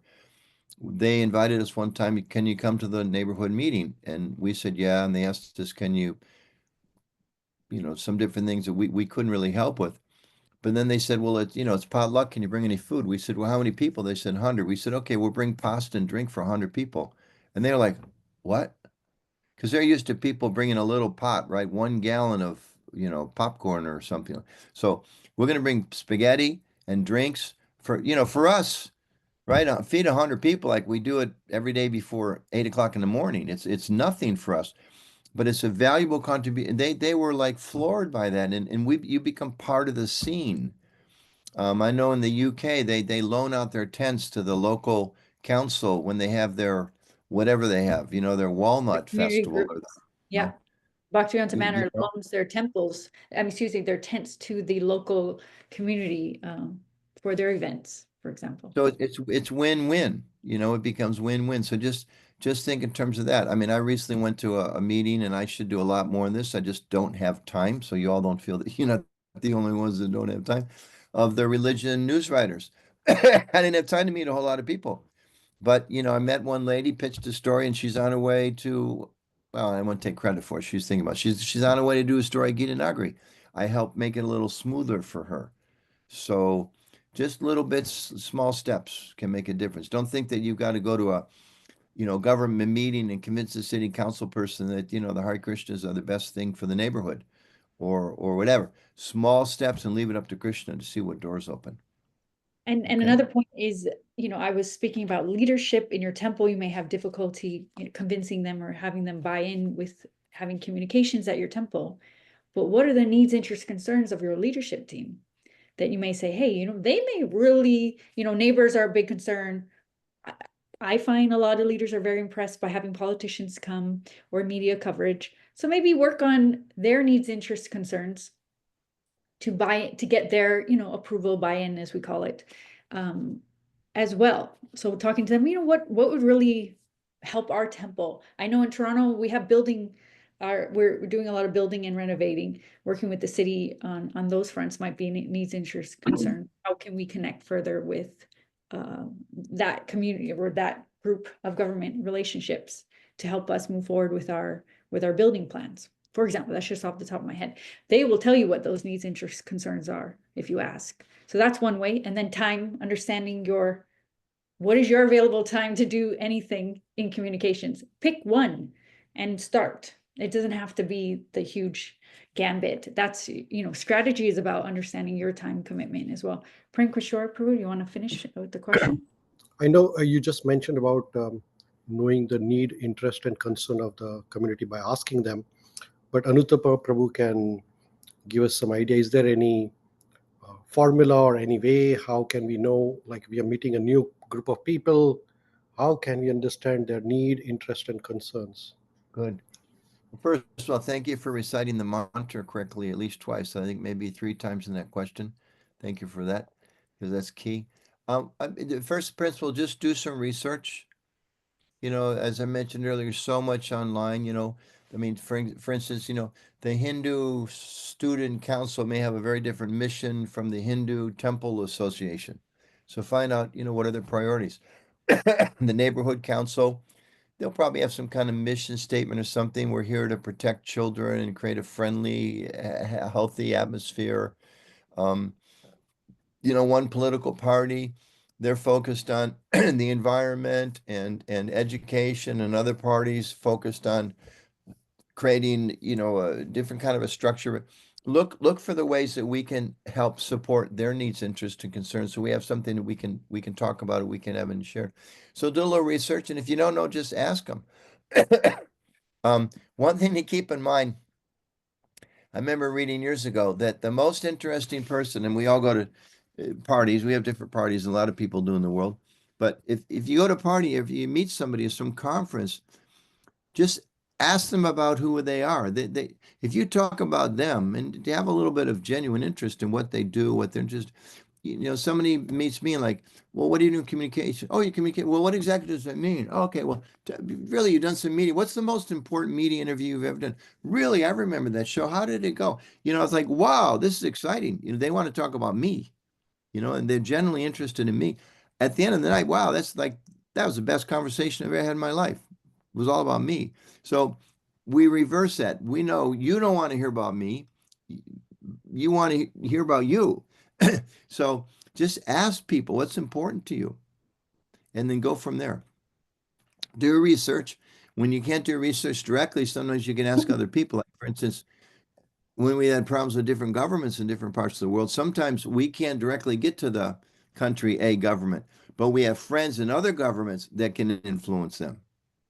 We go to academics who can influence them. We can go to the media who can influence them. So do some research, and if you're not sure, you can just ask them and show some genuine interest.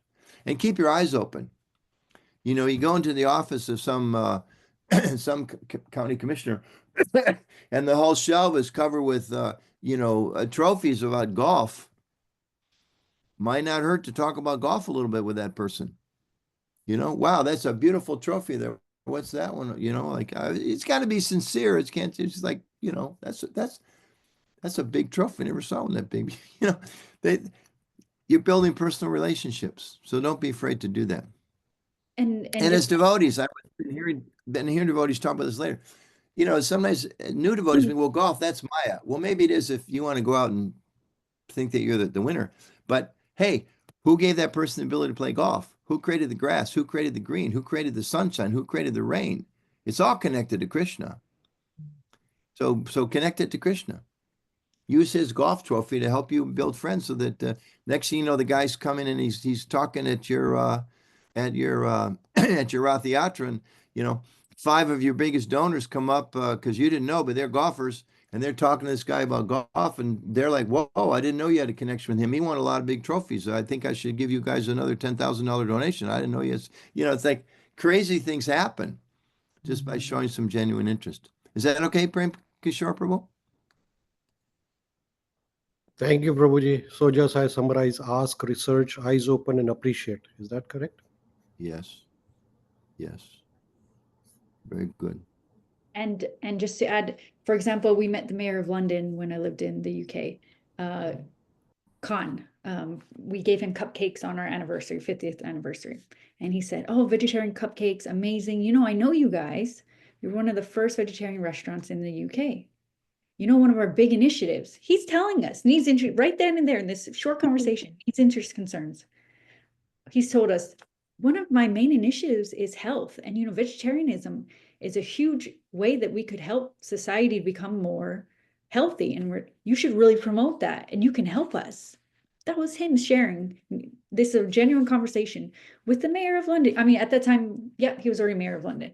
So we said, okay, let's push that more in our marketing, in our events, and be clear, this is a concern of the government, tell them, and also for general public, they're interested in their health. How can we make sure this, we have to provide healthy food. You can't give them the feast cooked all in oil and ghee and say it's healthy. Be genuine about it, but how can we provide more healthy food and make clear that we're doing that as a service to society, for example. Yeah. I just want to add something about building relationships, specifically with politicians and stuff. Do I have a minute to add something to this? Yes, and we'll go over it Okay. tomorrow in detail as well. So, yeah. Oh, great. Okay. So one of the ways that I have, done it over the years that has helped a lot, in our community is, again, maybe because I had a little bit of the business, connections, but, we all have some Indian community or Indian congregation coming to our temples. At least at this point, we all do.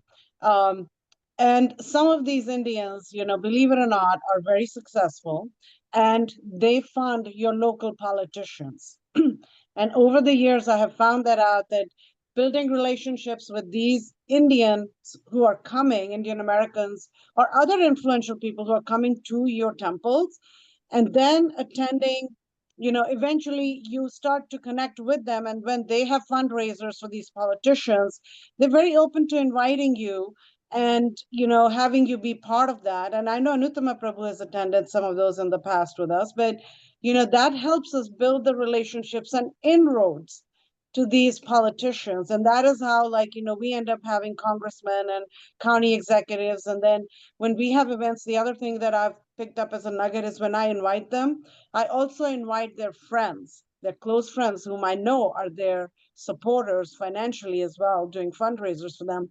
So when they come to the temple, they automatically feel comfortable also seeing that their supporters and friends are also there as part of our congregation. And it also, it helps both ways, that it also helps for us to cultivate these business people who are coming somewhat, but then they start to come more, but also helps us really cultivate more of our stronger relationships with these politicians.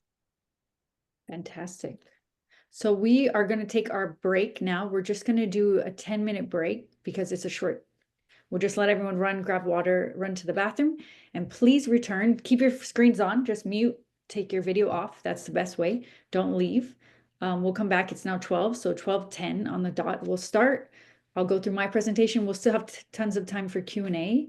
And then tomorrow we're diving in specifics on politician, government. Tell them a little bit what you're going to present so they'll know that there's some special things coming up. Yeah, so I'm looking at, a key audience, looking at social media, which is now the media, and understanding key audiences from that perspective. So, and we have a guidebook, we have some resources for you available. Many of you are very familiar with social media, so we're going to be asking what you're doing, and some of you may be just learning, diving into it. So it'll be for everyone. So please just keep your video on, sound off, come back in 10 minutes. Thank you so much. Hare Krishna. Haribol.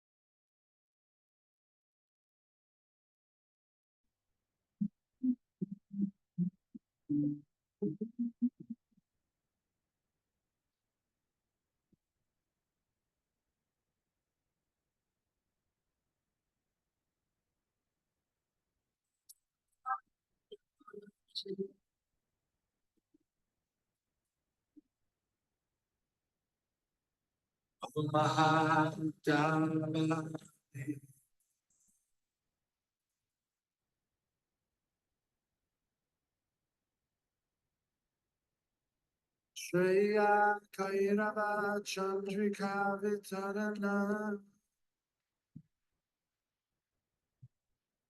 Vidyavatu Ji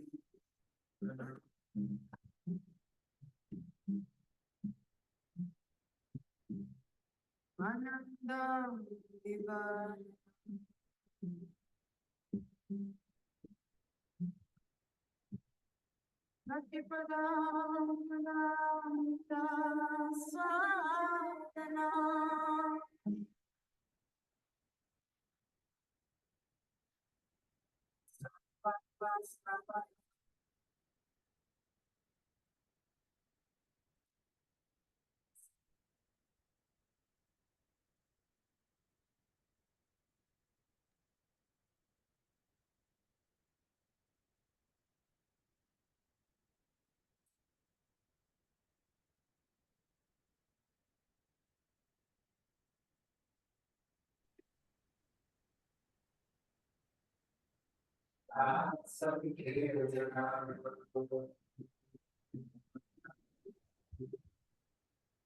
Mari, the music is broken up.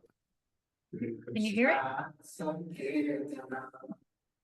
It's sound like you're talking on Zoom with a bad connection.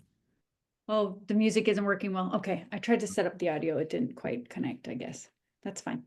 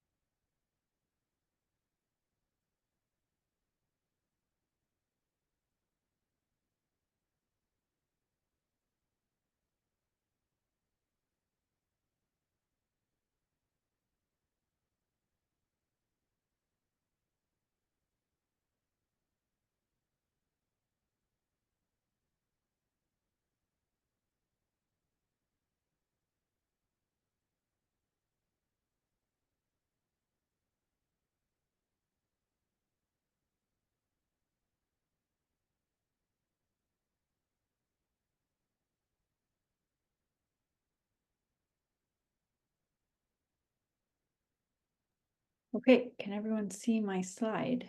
Oh, we have about a minute left, excuse me. We can see your slide and we see all the upcoming ones Okay, too. then I need to do it this way. There we go. Yep, there we go.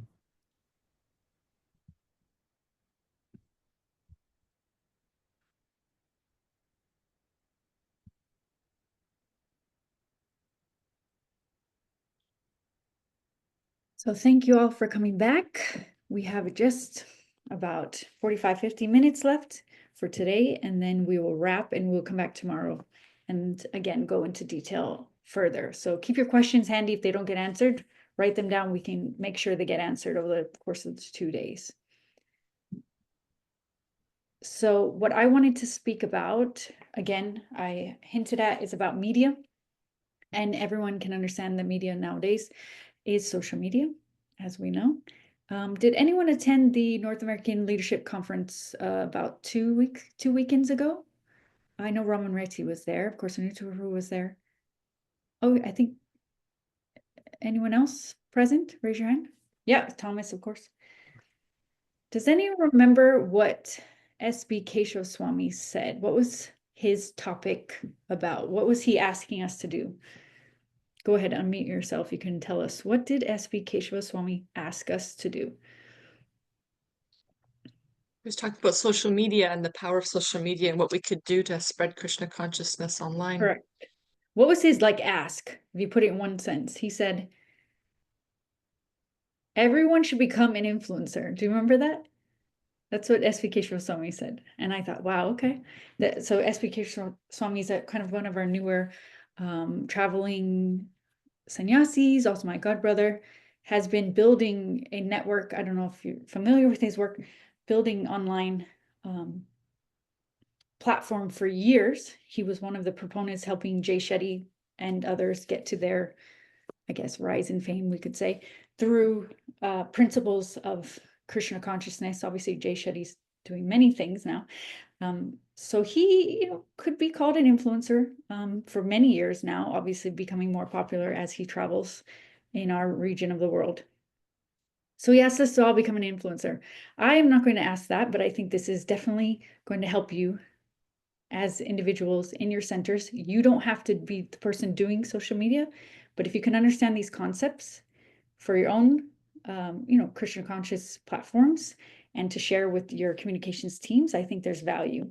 Is anyone here actually the internal communications person doing web or social for your site, for your center here? Does anyone do that service? Yeah, Lalita Priya, anyone else? Or assist? Okay, Prem Kishore also, yep. Oh, Kartikeya, yep. Usually it's our younger devotees, I find, that ends up doing this service. No problem there. Oh, Prati Bahu Prabhu, so that's a good amount of us already. Okay, many of us. It looks like at least 1/5 of the group here today. Anuta Prabhu also does social media, but it's on ISKCON News, so he doesn't do it for his own pages, but he does it for other websites. So today I'm going to kind of cover some of this. Again, I'm going to do really high level. So ask the questions you have. And we're going to talk about ISKCON News. We have the ISKCON News editor here, which is great. He can share some of the insights from that platform. Agenda, we're going to have a lot of discussions. Please keep your videos on if you can, or write in the chat, however it makes more sense for you to be able to share with me. Actually, I'll make sure I can see the chat as well. Oh, there we go. There's the chat. Okay. Yeah, RGB, Raman Retti's doing the RGB website. If no one's seen that yet, fantastic website. Okay. Oh my, unfortunately, these images are not that great. Okay. My question, temple website. Who's the key audience? Just shout it out. Go ahead, unmute yourselves. You can unmute yourselves during this presentation. No problem. I want to make sure yep. Mataji. Yeah. So mostly for the temple website, we target for the new audience who want to know more about our movement or the local temple, and followed by the regular devotees who might be asking for the newsletter or some service related queries on the website, or the management related, like who is the temple president and things like that. Perfect overview, right? So there were potentially 3 key audiences, 2 internal, as we understand them. That's how a communications perspective, 2 internal, maybe 1 external.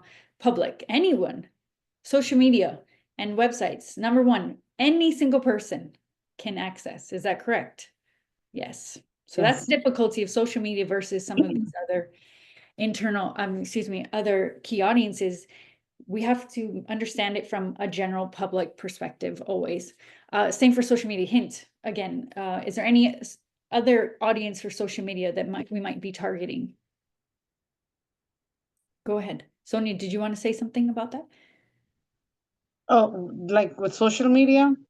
I'm like 0 with social media. That's but fine. Anyway. No, but I think we would be targeting anyone who wants to, I think he just covered it, like anyone who wants to know about our temple or our organization, or, sometimes there's other organizations want to know what other temples are in the area, and then we might pop up on that as well. Yep.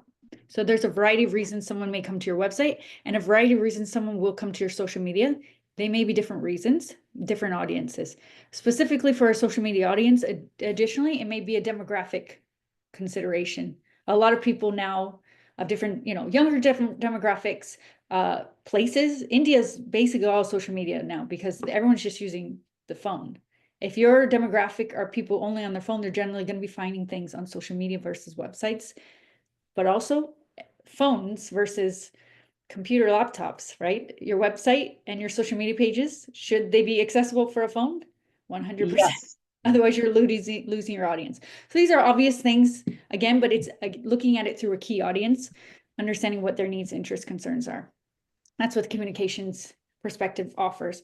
So discussion, why do we post on social media? I'm going to focus on social media more than the website, although the website is a key, crucial aspect of anyone getting in touch with us, including the media, news reporters, journalists, will look at our website first and foremost, if not our social media first, and then go to the website. They understand that as the truth of God. Whatever we have on there is going to be copy paste verbatim, often in their news stories. They'll take it as, oh, they said this, and not necessarily quote it, but they will copy paste it often into whatever media source on a blog, whatever. So websites, social media, very crucial that the people who are running them, they understand how these are used, what the key audiences may use them for.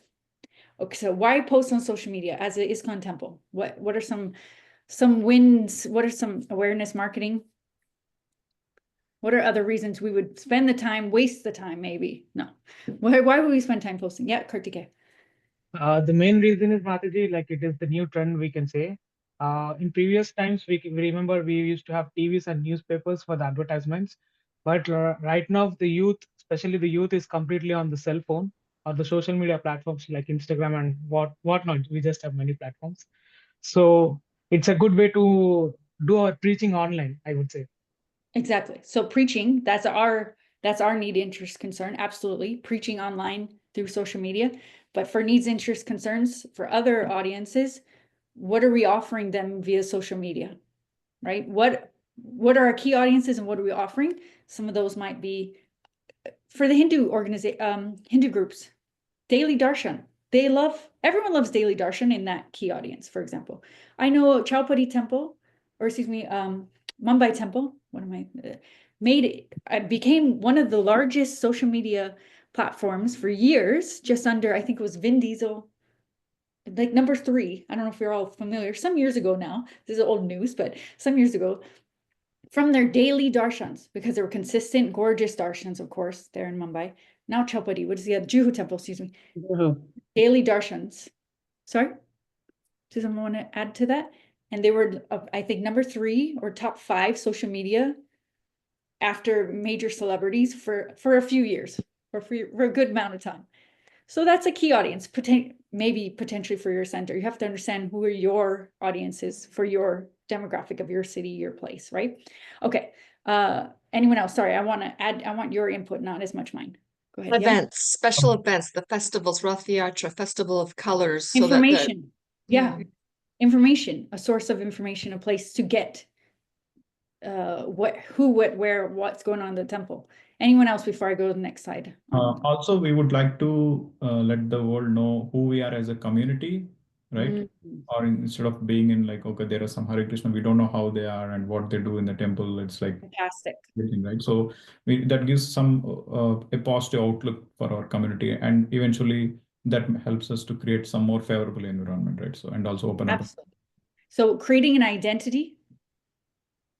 Social media is an opportunity for a temple, our movement, to create an identity online that people can resonate with, understand, engage, connect with, correct?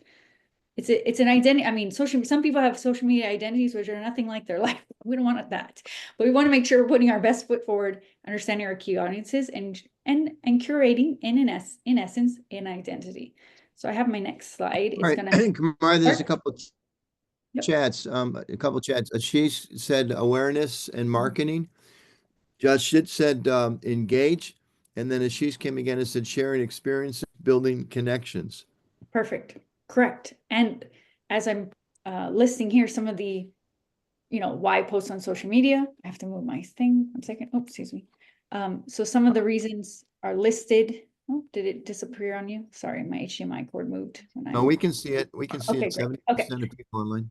So understanding, if you look at these slide, what key audiences are identified in these different points. You don't have to breach them out, but you can understand now, looking through things through key audiences, what's their needs, interests, concerns. You can see there's a lot of internal, and that's great. But there's also, as we've heard, SBK Shivaswamy was sharing with us, some of the figures, how much people are looking online for purpose, for meaning, for value, for community. We can offer that. We really genuinely can offer that. Now, if our temple is a mess and chaotic and we can't offer that, maybe we don't share that we're offering that. We don't maybe invite them to our chaotic mess of a temple at this exact moment and juncture. We may invite them to other more peaceful locations and opportunities at Sangha events. So just keep that in mind. We always have to remember where we're inviting people to if we're inviting them. Anyone want to pinpoint a key audience here on this out of these 7? Mari, we're looking at it. So you want to, we're on the slide says why post, right? And it's Yep. 7. Okay, Yep. good. So some of this stuff we've already spoken about. Sharing. So you're asking which audience was Yeah, some for of these? number 3, for example, strengthening connections with devotees absolutely is about an internal audience, for example. I have a comment on the daily darshan post. So we started doing it at ISKCON Naperville, and what we noticed is that a sudden rise in following from India.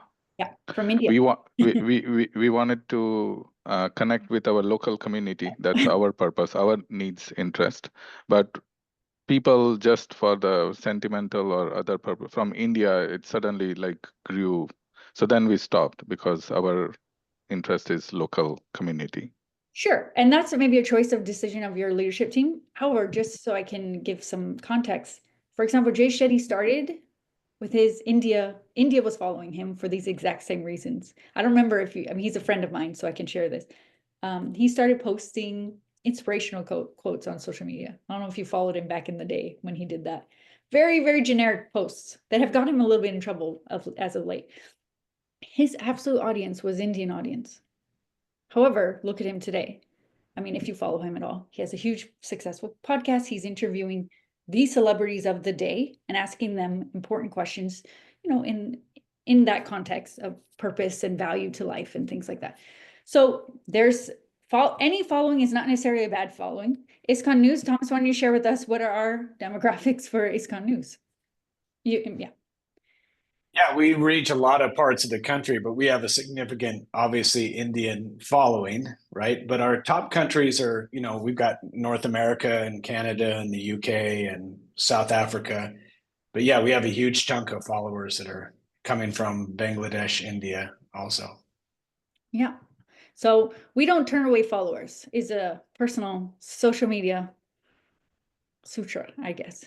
So Generally Kumari, speaking, as far as Pratibahu's point, then maybe that's not on the opening page. Maybe it's the second or third. So this is social media we're talking about. So if he's saying they're doing daily darshan updates, they said they wanted to focus on other things. Absolutely, that's fair. Leadership can make that decision because the followers weren't coming from a local, they weren't coming locally. They were coming from India, and that often happens. I think every single temple will know that about their social media. If they have daily darshan or photos with devotees, especially mixed crowd devotees, like the photos with a variety of nationalities and things posted daily, they'll get a lot of followers from India because they feel proud. They feel, excited to see Westerners. So you would suggest to them that don't stop posting the darshans, but make sure there's other posts that address the other audience's needs. Exactly. Okay. Yeah, because all followers are good followers in a communications perspective, but that's a leadership decision, and that's fine. Maybe they want a different strategic avenue. That's totally fine.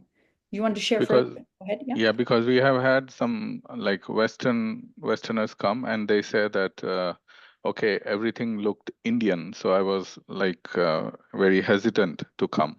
Yeah. After they come, after they talk to us, they feel very glad. They appreciate everything, but just to get in that becomes like a roadblock or blocker. Absolutely, that's such an important discussion point. Who is your key audience of Naperville? You want a variety of locals. Obviously you're going to have Indian community, you're going to have Western, you have Chinese community, whatever the local community is. How do you reach them on social media? Well, if you have, for example, an Easter, just saying, you have to integrate social media with events and activities which reach those markets or key audiences. If you have an Easter event, from my understanding, Easter is I'm raised a devotee, but my mother was Christian. So we celebrate some Easter activities. If there was Easter activities at the temple, other non-following or just Christian raised individuals may say, yeah, well, there's this Easter activity at this Hindu temple. That's interesting. Bridging gaps. You don't have to do any Easter eggs or anything like that, but just having an activity on the day of Easter brunch or something. Do you see, like, understanding their needs, interests, concerns, days that are important to them, activities that are important to them, that we are comfortable without breaking our principles, making a small event for Easter kirtan and themed brunch. Easter brunch is a big thing for people, for example. This was off the top of my head, but that's how you reach that audience and you can promote it. You would definitely get local followers for an event such as that if you wanted to promote that. But how do you promote for local followers? Is showing that locals go to your center, right? Doing a temple profile on your social media a temple profile about an individual who is here. We have the Toronto Russian speaking devotee here, him doing some profiles on their social media page of the local devotees who are Russian speaking going to the Toronto temple. Otherwise they won't attend. They don't know they're going. They think, generally speaking, they understand ISKCON as a Hindu organization, many people, and therefore they think it's ethnically tied to Indian ancestry. However, we have to break that stereotype often, and one way to do it is through social media. Show them the variety of devotees at your center and the things they do. Very easy. We have Anutama Prabhu often doing these little videos. I don't know if you see on ISKCON News as he travels. He's a world traveler. He's always going somewhere. I'm like, just do a 10-second, 20-second video. It's amazing the places you're going and doing and meeting people. And he's just doing these to show this is also ISKCON. We put that on our ISKCON News. This is one of our leaders in ISKCON. He's at this huge event with world leaders. ISKCON is there. So it's important to show. Does that make some sense? Did I go too quick through that? I think everyone gets the topic. Again, so I'm always focusing on key audiences. Who's your key audience? If you say we want to focus on, the local students, what are students interested in social media? Right? They want to know philosophy in short chunks. They want to have little podcasts about philosophy. Young people love podcasts. We know that about everybody. Podcasts are the new way people learn about anything, and news, YouTube. Okay, we'll get to that. Sorry. Next. How to post. How to post on social, that's a little broad, excuse me. What is an efficient way to post on social media that will bring you followers, likes, audiences? Anyone? Just anything you know about social media. Go ahead. I know you all post on social media, most of you. Kartikeya, go ahead. If you hook your Instagram account with your Facebook account, then you can post on one and you're posting on all of them at the same time.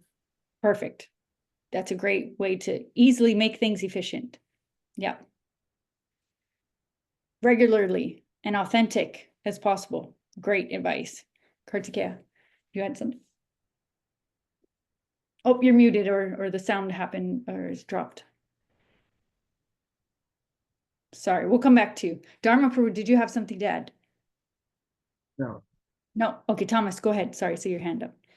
Yeah, I was just going to say this is a great way to integrate AI to help you, because although we can link different social media platforms and just send like one message, the problem is, for example, if it's a link, it's not going to work in Instagram. So if you have something that's sending out the same content to different platforms, that can be a problem. So one thing ChatGPT can help you do, for example, is help you shape a post for that particular platform, because the style and language and tone of an Instagram post might be a little bit different than a Facebook post, or Threads or Twitter, which has a limit on how many characters. So when you get a sense of what you want to post, that's one useful way to use AI, is to say, hey, take this information and create a really engaging post with emojis for Facebook platform, Instagram, Threads, and Twitter. And then you can take those quite quickly and move those over to those platforms. Great point. So his point goes, just taking a step back.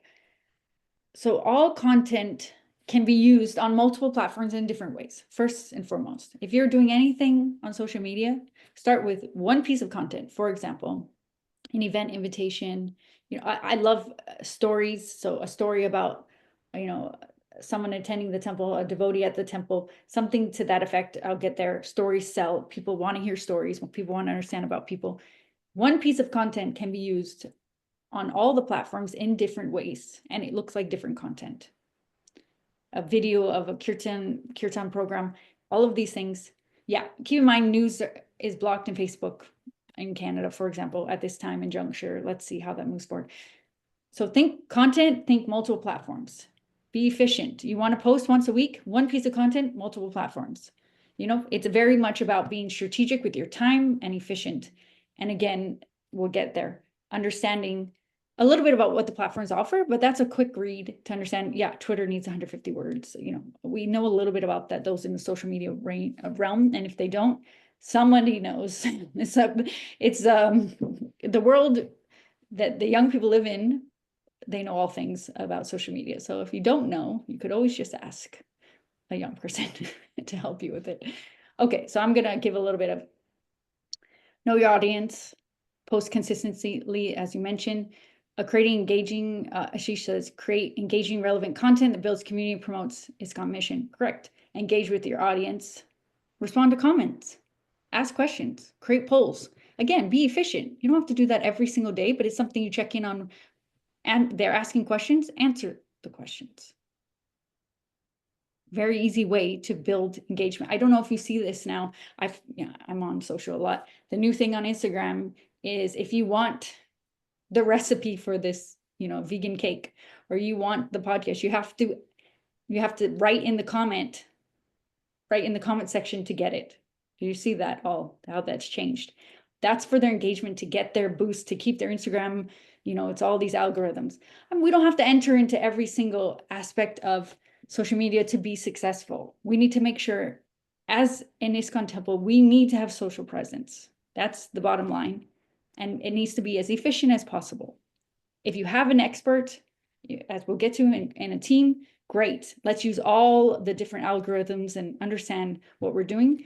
For those on the basic level, we need to have a social presence, which should be an identity of our temple, a real identity of our temple. So people know what they're offering. In Tucson, like you said, that audience, you know, that gem audience, what ways could you address them on social media? Maybe you invite, you know, have a gem day, or talk about the gems, the Shaman-Taka Jewel Day and Krishna pastimes. I don't know, linking our philosophy, having Shadam, you know, things that are interesting to them, again, and promoting that on social media and linking with other influencers, etc. Leveraging storytelling, some of this I mentioned. Photography is huge.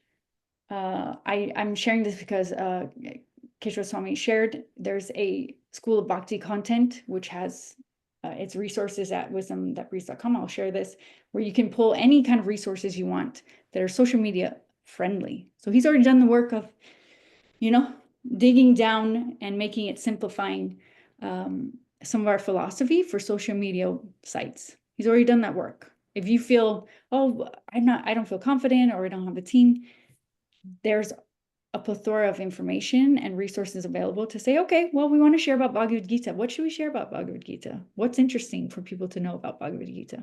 Obviously, Gita Jayanti, that's interesting. What should they know? There's a resource there to help you, for example. Using hashtags and keywords, posting at optimal times, understanding short form, long form types of content. So social media is its own world. Again, we're focusing on being efficient and cohesive as a center, because we need to have social media. More importantly, with them, what's in it for you as a temple leader, as a temple manager for your temple leaders, is fundraising from social media. If they don't think social media is important, if they don't want to put somebody on social media that knows what they're doing and that can help build your temple, tell them you can fundraise from social media and start with that, because fundraising from social media is extremely effective once it gets going. Case in case in point, 2020, I was living in ISKCON, Brooklyn, New York, and the whole world shut down as it did for COVID. We were having difficulties, as every temple, getting donations. People weren't coming, you know, everything like that. We started up the newsletter again that had been on hiatus for some time, asking for donations through the newsletter. So that was a whose audience, internal, right? An internal audience for a newsletter. We started on social media, posting our regular programs, like live streamed YouTube programs. What happened with YouTube? We started making money from YouTube. I don't know if everyone's aware of YouTube and the ability to make money on videos. We started making money from YouTube. Sure, small to start. No one was interested. No one was that in awe of the work we were doing. That's fine. And then we followed up with doing yagyas. It was a specific thing. There was a devotee in the temple who absolutely loved doing Nrsingadev yagyas. It's his thing. So it was unique and genuine for the world. And people would give donations to do a Nrsingadev yagya for the benefit of their families and also COVID world. And we started making Sirius Lakshmi doing this. It was authentic. It was genuine to our center. And we started sharing those on social media. And then the leadership was interested in what we were doing. That's just the way it works. Then they were interested in our value because we could bring funding in through social media. Has anyone else had experiences they want to share of fundraising with social media? Some are not so successful. ISKCON News, we're not doing so great with our social media funding. For example, it's not everything that does well, but there are a lot of opportunities. Anyone want to share? No one's done any successful fundraising on social media or through their website? No. Well, opportunities await you. Here's a bunch of them. Sorry, Sham. Yeah, Sham, Yeah, you. sorry, Go I've been just patiently listening. So during COVID, I mean, we did, I'm just talking about particularly about COVID time. So we did this daily darshan thing where we would show the deities like live. And then we did this Nitya Seva program, you know, like basically sponsoring all the basic items throughout the day, like Rajbhog, morning bhoga, flowers. Because during COVID time, we had very limited opportunity for people to visit the temple. And also throughout all the festivals, basically we did, I mean, it was a major success. Thank you. And now, worth noting, from 2020, from COVID until now, how is your social media following? I'm sure it's gone down, but it was built in 2020. Is that correct? Yes, and now we continue to do, I mean, we have had online presence, Sunday programs. We do all special events. We do live streaming throughout, and we get a lot of, you know, audiences, and we are there on all platforms, YouTube, Facebook, Mayapur TV, and also Twitter. So all those places. Yeah. And fundraising, is there any fundraising you still do out after building that network online? So yeah, we do it, but we do it through WhatsApp actually. Okay. Not really putting out a lot, asking for funds, but yes, we do major events that we advertise on Facebook and YouTube, but mainly the fundraising is one-to-one. One-to-one. Yep. Yeah. And that's a big donor fundraising you're looking for if you're doing one-to-one. For sure. Yes, correct. So they've built their fundraising tier to now they're focusing on big donors and they're not looking for small donations, which you get more obviously in a YouTube setting or in a social media setting. Sorry, questions. Go ahead, jump in, ask away. Kartikeya, were you first? Go ahead. Hare Krishna, Mataji. I hope I'm audible now. Yeah, so since we are talking about YouTube, I had this particular question about the copyright thing. Since our temple, like we do have live stream on Mayapur TV, but if we were thinking if we get it on YouTube, it would be more helpful to reach more. Like it would be the UI and everything is more comfortable for everyone. But the thing is, when it comes to the copyright, like the bhajans and kirtans will be going on like 24/7, like most of the time in our temple. So do we get any copyrights for the kirtans which we play? Copyright meaning with Mayapur TV? No. With the I YouTube. can answer that question. Yeah, go ahead. Thanks. Yeah.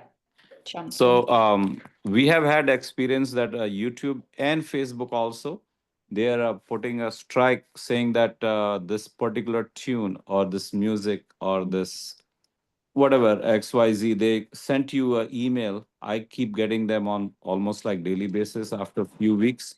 And all you have to do is you should just agree to share. If there is any monetization, you just share with the original author and they will be fine. Or they tell you that if you don't want to share with anyone, you just go ahead and ask them to mute that section. So you can do that also. That's how we have been doing and we have had no trouble. Yeah. Does everyone understand what he's talking about? So when you do kirtan, YouTube kirtan links on your, for example, you have kirtaniyas come for a kirtan event and you YouTube it live stream, which is an amazing way to build followers, to invite people to events, get different networks, get a different reach, different audiences, right? Also a way to do fundraising prior and after, etc., and make money through YouTube if you get to their, they need you to have this many people to start paying you. There's some specifics behind it. Anyways, if you do that, they're saying the copyright of the tunes. So many kirtaniyas don't necessarily, I mean, they have Ayendra Prabhu or other tunes which don't have copyright. I mean, it's a very rare, I think it's about a heart. I don't know who has copyright. Sham's saying that he gets that. There are two ways to go around it that he mentioned. We have not run into that at all. And maybe it's because we're in Canada. I don't know that we're not running into that. I haven't run into that ever yet. Ashish, run into it. It's a worldwide thing, actually. Yeah, it should be worldwide, but I haven't run into it yet. But it's good to be aware of. Thanks. Yeah, Hare Krishna, I just want to share experience on our side from the fundraising. So we are doing all of these things already from the website, from our temple website, and we have a matching Tuesday. Sometime like if we donate something, our corporation, the Giving Tuesday, we work for, right? They also match the amount. Yes. So that is something we are also promoting a lot. And I want to share one experience related to the fundraising for our new temple. So we have built a small IT team that is called ISKCON IT team. So we have created a script which take the so this is a bulk mail out process. Basically, we take all the names which are in the area, and we know which town we need to target. So we take those names, we filter dedicated audience, like if you want to target only for the Indian peoples. So previously we used to do this manually, but with the AI now we are able to do it very fast. We are utilizing ChatGPT, filtering the Indian names from like thousands of names, so it can quickly doing it. And then we use the USPS IMSB portal, which generates the labels for us. We stick the labels on the envelope, put our doing physical mail. Yeah. Yes. And then we just mail out to the post office and they post it. And it's a very discounted rate from USPS. Yeah, as a nonprofit. And so you're doing that for major festivals. What are you targeting? And you're targeting for Rath Yatra, Janmashtami. And for the new temple, we did successfully almost 10 to 12 events. And we have generated more than 1.5 million from those events. Yep. And that's all being done under Madana-gopāla Prabhu. Yeah, Madana-gopāla Prabhu is one of our fundraising experts. Yeah, he must be sharing with you all this, but we're sharing our experience. And I'm leading this IT team. So, and I'm engaging devotees here. So we are also learning along with all the devotees. And so if anybody needs help in this one, any temple need promotion, so I have this IT solution. Amazing. That we can use it and we can help out. Amazing. So that's an offer that he's making to share on their mail. You're in Tawako, Prabhu? Where yes, are you? Prabhu. It's gone up Tawako. Yes. New Jersey. Madana-gopāla, our communications colleague here.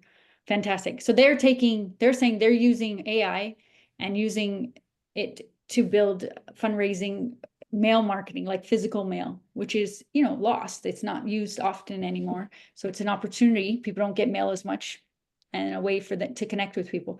There's always a cycle of technology, right? A lot of people are on social media, but some people still would prefer mail, especially for the donors maybe you're looking for. Yes, we just recently did our last fundraising on Saturday on Ram Navami. It was a Ram Navami theme, and we invited almost 5,000 mail outs, and we got a turnaround for almost 200 people, and we were able to generate more than 100K from that event. Amazing. So Kartikeya wants to connect with you about that. Go ahead, you guys can share email, etc. So fundraising, again, this isn't a fundraising seminar. We have a few nice devotees who do fundraising seminars, but again, why did I mention it?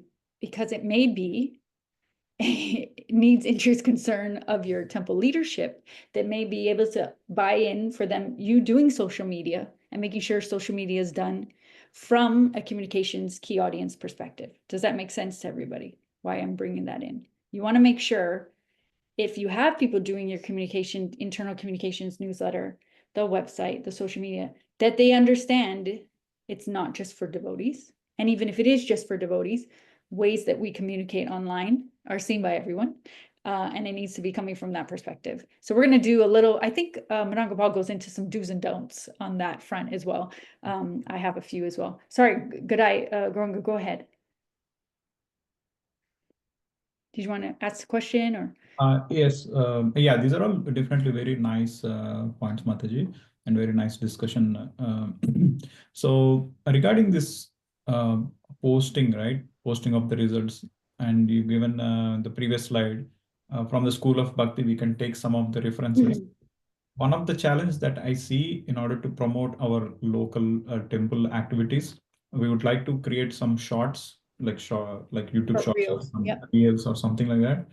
Even though we have nice visuals from across various devotees and we consolidate in a group, the music or the kirtan is very important, right? So when we having a festival or kirtan, we are recording the entire kirtan, and it's pretty hard to go through and take the snippets that's matching with the visuals that we are put. That's a very time-consuming process. Just like the schoolofbhakti.com, as they are sharing any resources, is there any place where we can get a short, nice kirtan reels just for the audio, and we can just use it? Is there anything that you or anyone in the forum is aware of that I can take advantage of nice quality music and just create reels very fast? If anyone else wants to add in, I mean, we're seeing that there's some copyright issues around that. Obviously also just doing your own quality kirtan recording as we used to back in the day with kirtanis at your temple and using those in a cycle as well. You can get it on ISKCON Desire Tree. Sure. If there's no copyright issues around it. Yeah, I definitely not want to go with the copyrighted ones, but if there is any nice library that contact Mukunda, he will have from our temple. Okay, Prabhu, sure. We have done that. But it's worth noting, maybe we can get a repository. A lot of places we're just using, often we're not using a lot of kirtan in some of these marketing because, we don't want it to be so specialized. Sometimes we just keep more neutral, free type of, that's also an option if you're looking for that audience, right? Sorry, go ahead. I missed somebody who asked a question. I was just going to ask about a repository of devotional photos, because sometimes when we Google, it could be, we want to see a nice picture of a devotee family for a post or something, and we don't want to pick a specific family that could maybe not want that posted online. We want beautiful images, but we need permission. And if there was like a repository of photos that we know we have permission for, or how to build that, or I know with AI they generate photos, but often they're not very good quality for they put Krishna with weird features, or yeah, of course. Yeah. AI is not so good for a lot of things. We always have to filter. We have some repository on our ISKCON Communications website. I'll mention tomorrow. Again, these are challenges because I don't know if you know about ISKCON. We have a Brahminical culture, which tends to be very, what is the word I'm looking for? Adhocracy. We're very individualistic, but collective. So we don't tend to every time I find that people want to do a joint effort, which I'm all behind, many are like, no, we don't want to put all that resources together. So we've for years and years talked about a major repository for graphics, for visuals, for other things, and they don't always tend to work out. Yeah, that's my. Let me just mention Raman Reti, because you've got yourself down there as RGB administrator. I don't know how much time you have, but that's one of the things we have started on the ISKCON Communications website, and we had hoped to get lots and lots of images, but we're all super busy. So if you have some interest in that, we've got a place you can put, if you just want to, spend an hour 3 weeks in a row and find some good images that you think could be shared, you can talk with Kumari. She oversees that website, and we can promote that, let more people know that they're there. Agree, but it's a difficult problem for, social media, you need constant content, you need photos. So Yeah. often And you want to make for sure. marketing, people love young, smiling faces. It's just a natural marketing thing that people love, but we have to be mindful of who and how, and so it's good to connect on and share resources that are available. Maria's going to be sending pictures with her and her husband and a new baby, $100 per use per time. That'll be coming. Free. It'll be coming soon. I don't know who you're going to bring though, if you put us there, but yeah, so that's a difficulty. Again, I'm not trying to undermine that there are difficulties and challenges. Again, I think the point is most of you will be doing social media or helping. If you can just be a person to say, hey, whatever post we do with the photo, let's make sure, well, there's consent for that photo. That's important, right? And then second, it's looking at our key audience. What do they want to see? Authentically. Again, we can't always offer it. It's the truth. We can't always offer an authentic photo with diversity in our centers, but let's do the best option we can for that. Does that make sense for everyone? Okay, and then I have 2 more slides because I want to have some Q&A. Who should post? Obviously, someone who knows about social media. Again, the opportunities, you look at Kartikeya, our young man here. There's so many young, nice devotees who know everything about social media, a little bit about Krishna. Right? I'm not saying Kartikeya is that. We know so many devotees are a little bit about Krishna, a lot about social media. Let's help them raise the Krishna, and they can lose some of the social media. I'm sure they know too much. So let's work with them. That's an opportunity. That's something that I personally always advocate for, is working with our young people. It's an amazing way to get them into seva and to get them engaged. And they're really good at it. I mean, I'm an older millennial. I'm barely one of them anymore. And working with influencers, everyone knows what an influencer now, I think a little bit more. Those might be your local influencers. Sometimes they're the bigger influencers. Sometimes we think we have to go to the biggest devotees in ISKCON to get followers and likes. It's not true. Go to your local devotees, your local kirtaniyas, your local speakers, and have them do a short introduction to your event. Have them do a little, oh, I remember this temple 10 years ago story or story time. There's so many opportunities to use influencers, understanding that broadly, for your social media pages. And it's a little bit of effort, a lot of output. Thomas? I was just going to mention about that influencers, how easy that can be and really powerful. Find out who in your city is the great foodie Instagram person and invite them to Govinda's, give them a free meal, or there's always a travel person in your state that's a big influencer on Instagram. They're hitting unique places in your state. Invite them to your temple. I mean, there's always a chance something could go wrong, but if you're generous and kind and hospitable to them, you've got a built-in audience with all of their followers to find out who your local people are. That's a great point. And Thomas is speaking from someone who was living in New Vrindavan. So all of us who know New Vrindavan has a dark past. We have a plaque on the grounds that says our dark history. As long as you are as hospitable, generous, and kind as Thomas, you'll be fine. These people will be like, wow, okay, even at New Vrindavan, they can walk away having a good experience, feeling welcomed, feeling, genuine experience, and leave a good review in whatever capacity they're going to be doing that. Sorry, and I'll 60 seconds on what I didn't talk about with the early presentation about being a mirror and not just a mouthpiece, because you just hit on it. Part of working in communications is you have to go outside on the sidewalk and look at the building the way a person does who's just walking by, never been inside. You have to go inside to the entranceway and see, is it neat? Is it clean? Is it a mess? You have to go into the bathrooms. When's the last time they cleaned it up? When's the last time they threw it? Because those are things when we talk about inviting all these people to come through social media, whatever.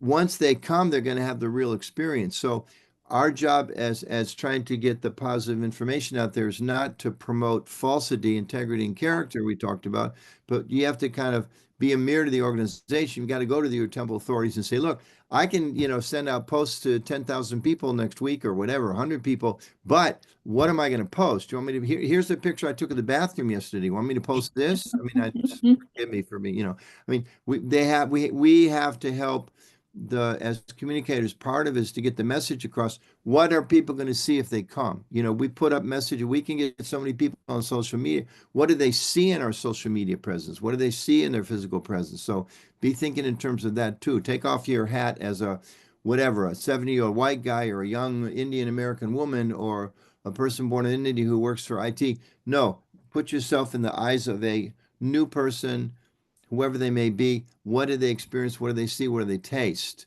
Well, you know, what is it? As the announcement, the person does the announcement, they have such a thick accent, nobody can understand them unless you're from Gujarat. You know, the only person that cleans the bathroom is, you know, you walk, I mean, all those kind of things. Well, you know, what ethnicity of people are cleaning the bathrooms? People notice that. You know, all we have to think through all those different kind of things and what the messages we send are. Thank you, Kamari. Yeah, and his point is very valid in terms of social media. We'll be inviting people as communicators.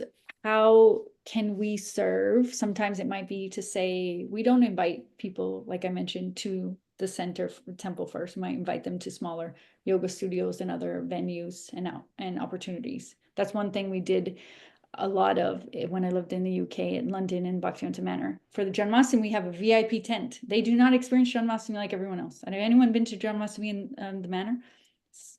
20,000 people more. I don't even know. So 70,000, I think they it's get. insane. The VIPs do not experience that Janmashtami. No, they do not. The VIPs, we have a sit-down 3-course meal. We have waiters. I mean, it's a very different experience. We have a tent for them. They can wear their shoes. I mean, variety. They get a special darshan queue.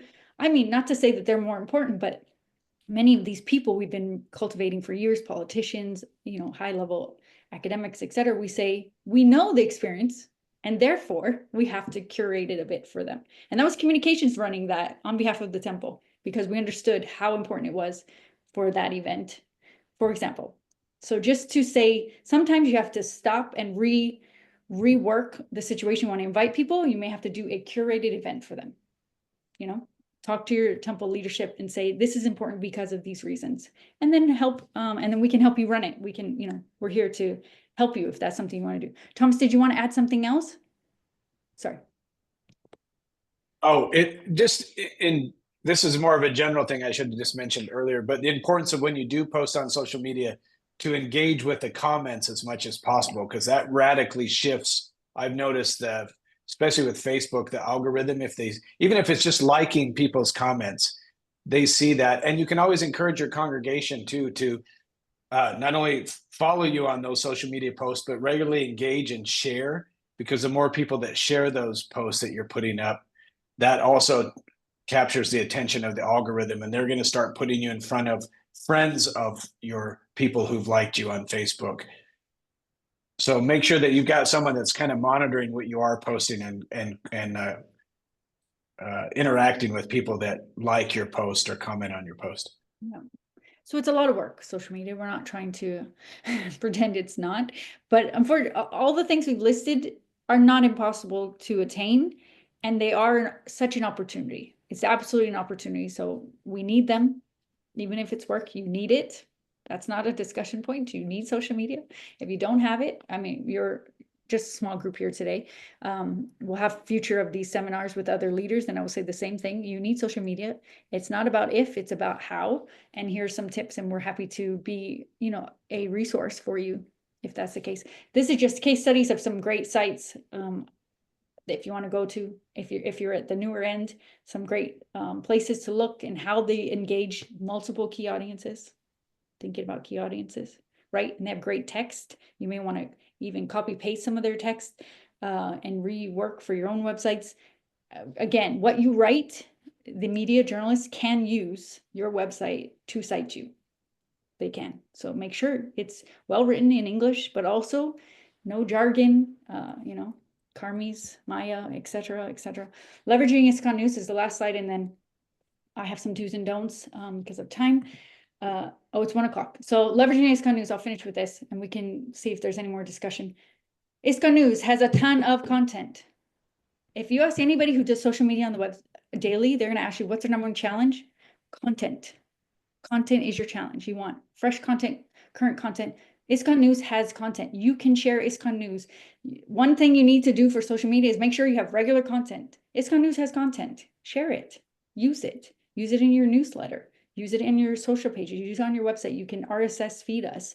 It's a way to keep your site fresh. One thing we do, I didn't plan to do this, but I'll show you. One thing we do on our, okay, it's not popping, ISKCON Communications website, because we were, same problem. How are we going to have content? How are we going to always have content when we don't update this so much? Is we have this little, is everyone seeing that now? Yes. Yeah, so we have this little, little feed here, which is ISKCON News content coming in. It's like every few days it comes through. We, whatever, set it up that way. And this way, this website stays fresh. Otherwise, this website would be pretty static because we usually just update it once a year with relevant resources and things like that. It's an opportunity for content. Leverage ISKCON News. Thomas, go ahead and share. And I'll stop here. We can have some discussion and wrap because it's already 1 o'clock. Well, just one other thing about ISKCON News. Please send us your stories. So, thank you. so many inspiring things are happening in your communities, and we depend on the communications officers at each of our temples and centers to let us know, because we love to post your content, and it not only going to inspire your own congregation to see, hey, our temple was on ISKCON News this week, but it inspires people around the world when you're doing creative things in your communities, whether it's putting up solar panels or a festival or a youth outreach or a retreat. People are really encouraged when they see those things. Yeah, exactly. I have a guidebook we created. Are you seeing that there? Yeah. With do's and don'ts for social media. This is a really, really high level for newcomers. If that's anyone in your teams, obviously many of you, it's not. We have a guidebook, do's and don'ts, like your high level ways to make sure you're covering your key audiences. Some of that's all outlined here. I'll share this in our follow-up email. I think it's important. We're creating these standards. We're not yet there. Absolutely. ISKCON Communications, we're a little bit behind, honestly, in social media standards and all of the policies, but this is a bit of that start point if you're interested, if that's something your temples have been asking for or thinking about. Yeah? Did you have something else, Thomas? So your hand's still up. that's fine. So I'm going to leave it at that for today. There was a lot of content, and I knew it would because social media is its own world. But if you walk away with one thing today from my presentation, it would be think about social media from your key audiences. That's going to be crucial to success. Even if you just, yeah, I can do that. Even if your social media page just focuses on 2 key audiences, that's better than just devotees as 1 key audience, correct? Think about 2 key audiences. If you can walk away and say, okay, well, I went to a communications presentation. I want to share with you some of the points we got. And one of them is understanding our key audiences. We could discuss it together and think about ways that we could better serve those audiences. G'day, Guranga, go ahead. We'll leave this last question. Yeah, sure, Mataji. So all this social media strategy, like for the YouTube or Facebook or Instagram, etc. So we are doing as a part of a service to the temple. Like ISKCON New York has their own, Chicago has their own, likewise for the other centers. Yeah. So how about like representing our ISKCON as a whole to the social media? So is there any, of course, I see there is a website, ISKCON News and all, but is there any specific page that represent ISKCON as a whole that also does the same thing, like teachings of Prabhupada, Bhagavad Gita, Kirtans, which integrates all the temples at the same time? So is there any efforts or is there any page that already exists that we can follow and take as a reference? We would love to say yes. We have There is, but it's not updated. Yeah, Tell them we're working on it. There's an ISKCON global website, ISKCON.org, I believe it's the hashtag. Yeah, ISKCON.org. And it's been in hiatus as well. It's not exactly we're officially not necessarily as communications department. There's a separate online ministry. Right. Just to Okay. be clear. But we do collaborate, obviously, because we're thinking about key audiences. We have, writing skills. We have a lot to offer. So we've been working with them. It got stuck, and we're trying to revamp it for that purpose. In lieu of that website, there is, of course, ISKCON News. And we do use ISKCON News in that way because it is a place where we can get a lot of global news and kind of what's going on with our society. But it doesn't have, for example, who is Srila Prabhupada, in the depths that maybe you want for pulling content from, or, like we mentioned, a repository of photos from Srila Prabhupada or those kinds of things. But that global website has the potential to be that. It is Yeah. not at that. Yeah, it would definitely have a global potential, and also Yeah. not only the website, if we have some like a global page, and at the same time a Mhm. country level page that represents all the temples, that would be also a good initiative. I know that we are not there yet, but a small feedback. Yeah, agree completely. It's a valid feedback and something I think, something about my file. I must have changed the file. I'll give that to you after, excuse me. I don't know. I thought I updated this the other day, so I might have changed that file since. So I will send it, by email, then it's more fixed. You can find it in your email. I'll clearly say resources from this seminar, and you can find that, and I'll have a few other resources for you available by tomorrow or after tomorrow's seminar session. Yeah. So I want to close so everyone can get on with their day and still feel fresh enough to join us again tomorrow. It's very important. We have really good insight from Madana-gopāla. Anutta Prabhu is going to go into depths on more of the key audiences and real life examples and scenarios and ways that you can walk away today and after this weekend and say, hey, I'm going to do this. I feel confident in to do this. Share it with your temple leadership, share it with those who are you can work with. Tomorrow is also till 1 p.m. or it's till 3 Correct. p.m.? Yeah. 1 p.m. One. So just another 3 hours. Yeah. Anisha, we'll go ahead and you can close. For Yeah, us. we were going to do longer, but then we realized what an important group of people we would hope to assemble here as we see today, and we didn't want to take up too much of your time. So we chopped it back to 3 hours. Two things I'll mention. One, that we are kind of expanding our own list of contact of devotees that do communications work in different parts of the country. So Kavari Kunti has your name. We will be selling it to the Russian government as well as to the Trump administration. So they'll be tracking you down for various reasons. But for our own reasons, we do want to try to build our own team as best possible. So, we'll be following up with you. And please think, one of the questions I think we're going to have some time to discuss tomorrow or sometime after that is what additional things can we do to assist you? We really want to develop a network of people that are doing communications, and we understand one person, in Tucson, maybe communications for them means reaching out to the gem shows and the yoga teachers. And someplace else, it's the Hindu community and the Russian-speaking audience. And someplace else, it's social media, and someplace else, it's religion reporters and the local interface. So we may have our different areas of concentration, but we want to try to network and support all of that and help us all gradually advance that we're hitting as many key audiences as are important for our local communities. So just wanted to add that. We're building our team, and let's stay in touch. Yes, I will be in touch with everyone after this. Don't worry, because if you want to be the communications, let's say, representative, ambassador of your center, we would love that. And we can stay in touch and help and serve you to reach your goals for your center. Okay, thank you all so much. Thank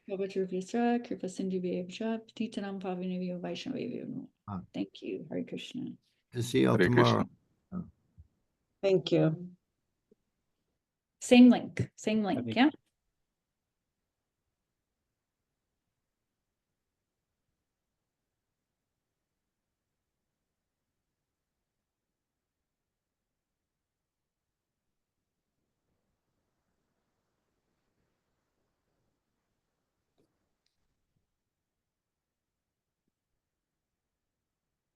I'm just going to remove everyone who's left here so I can just close out this recording. Yep. Haribo. Thank you so much. No, thank you. Appreciate it. Thank you for your valuable insight. Thank you.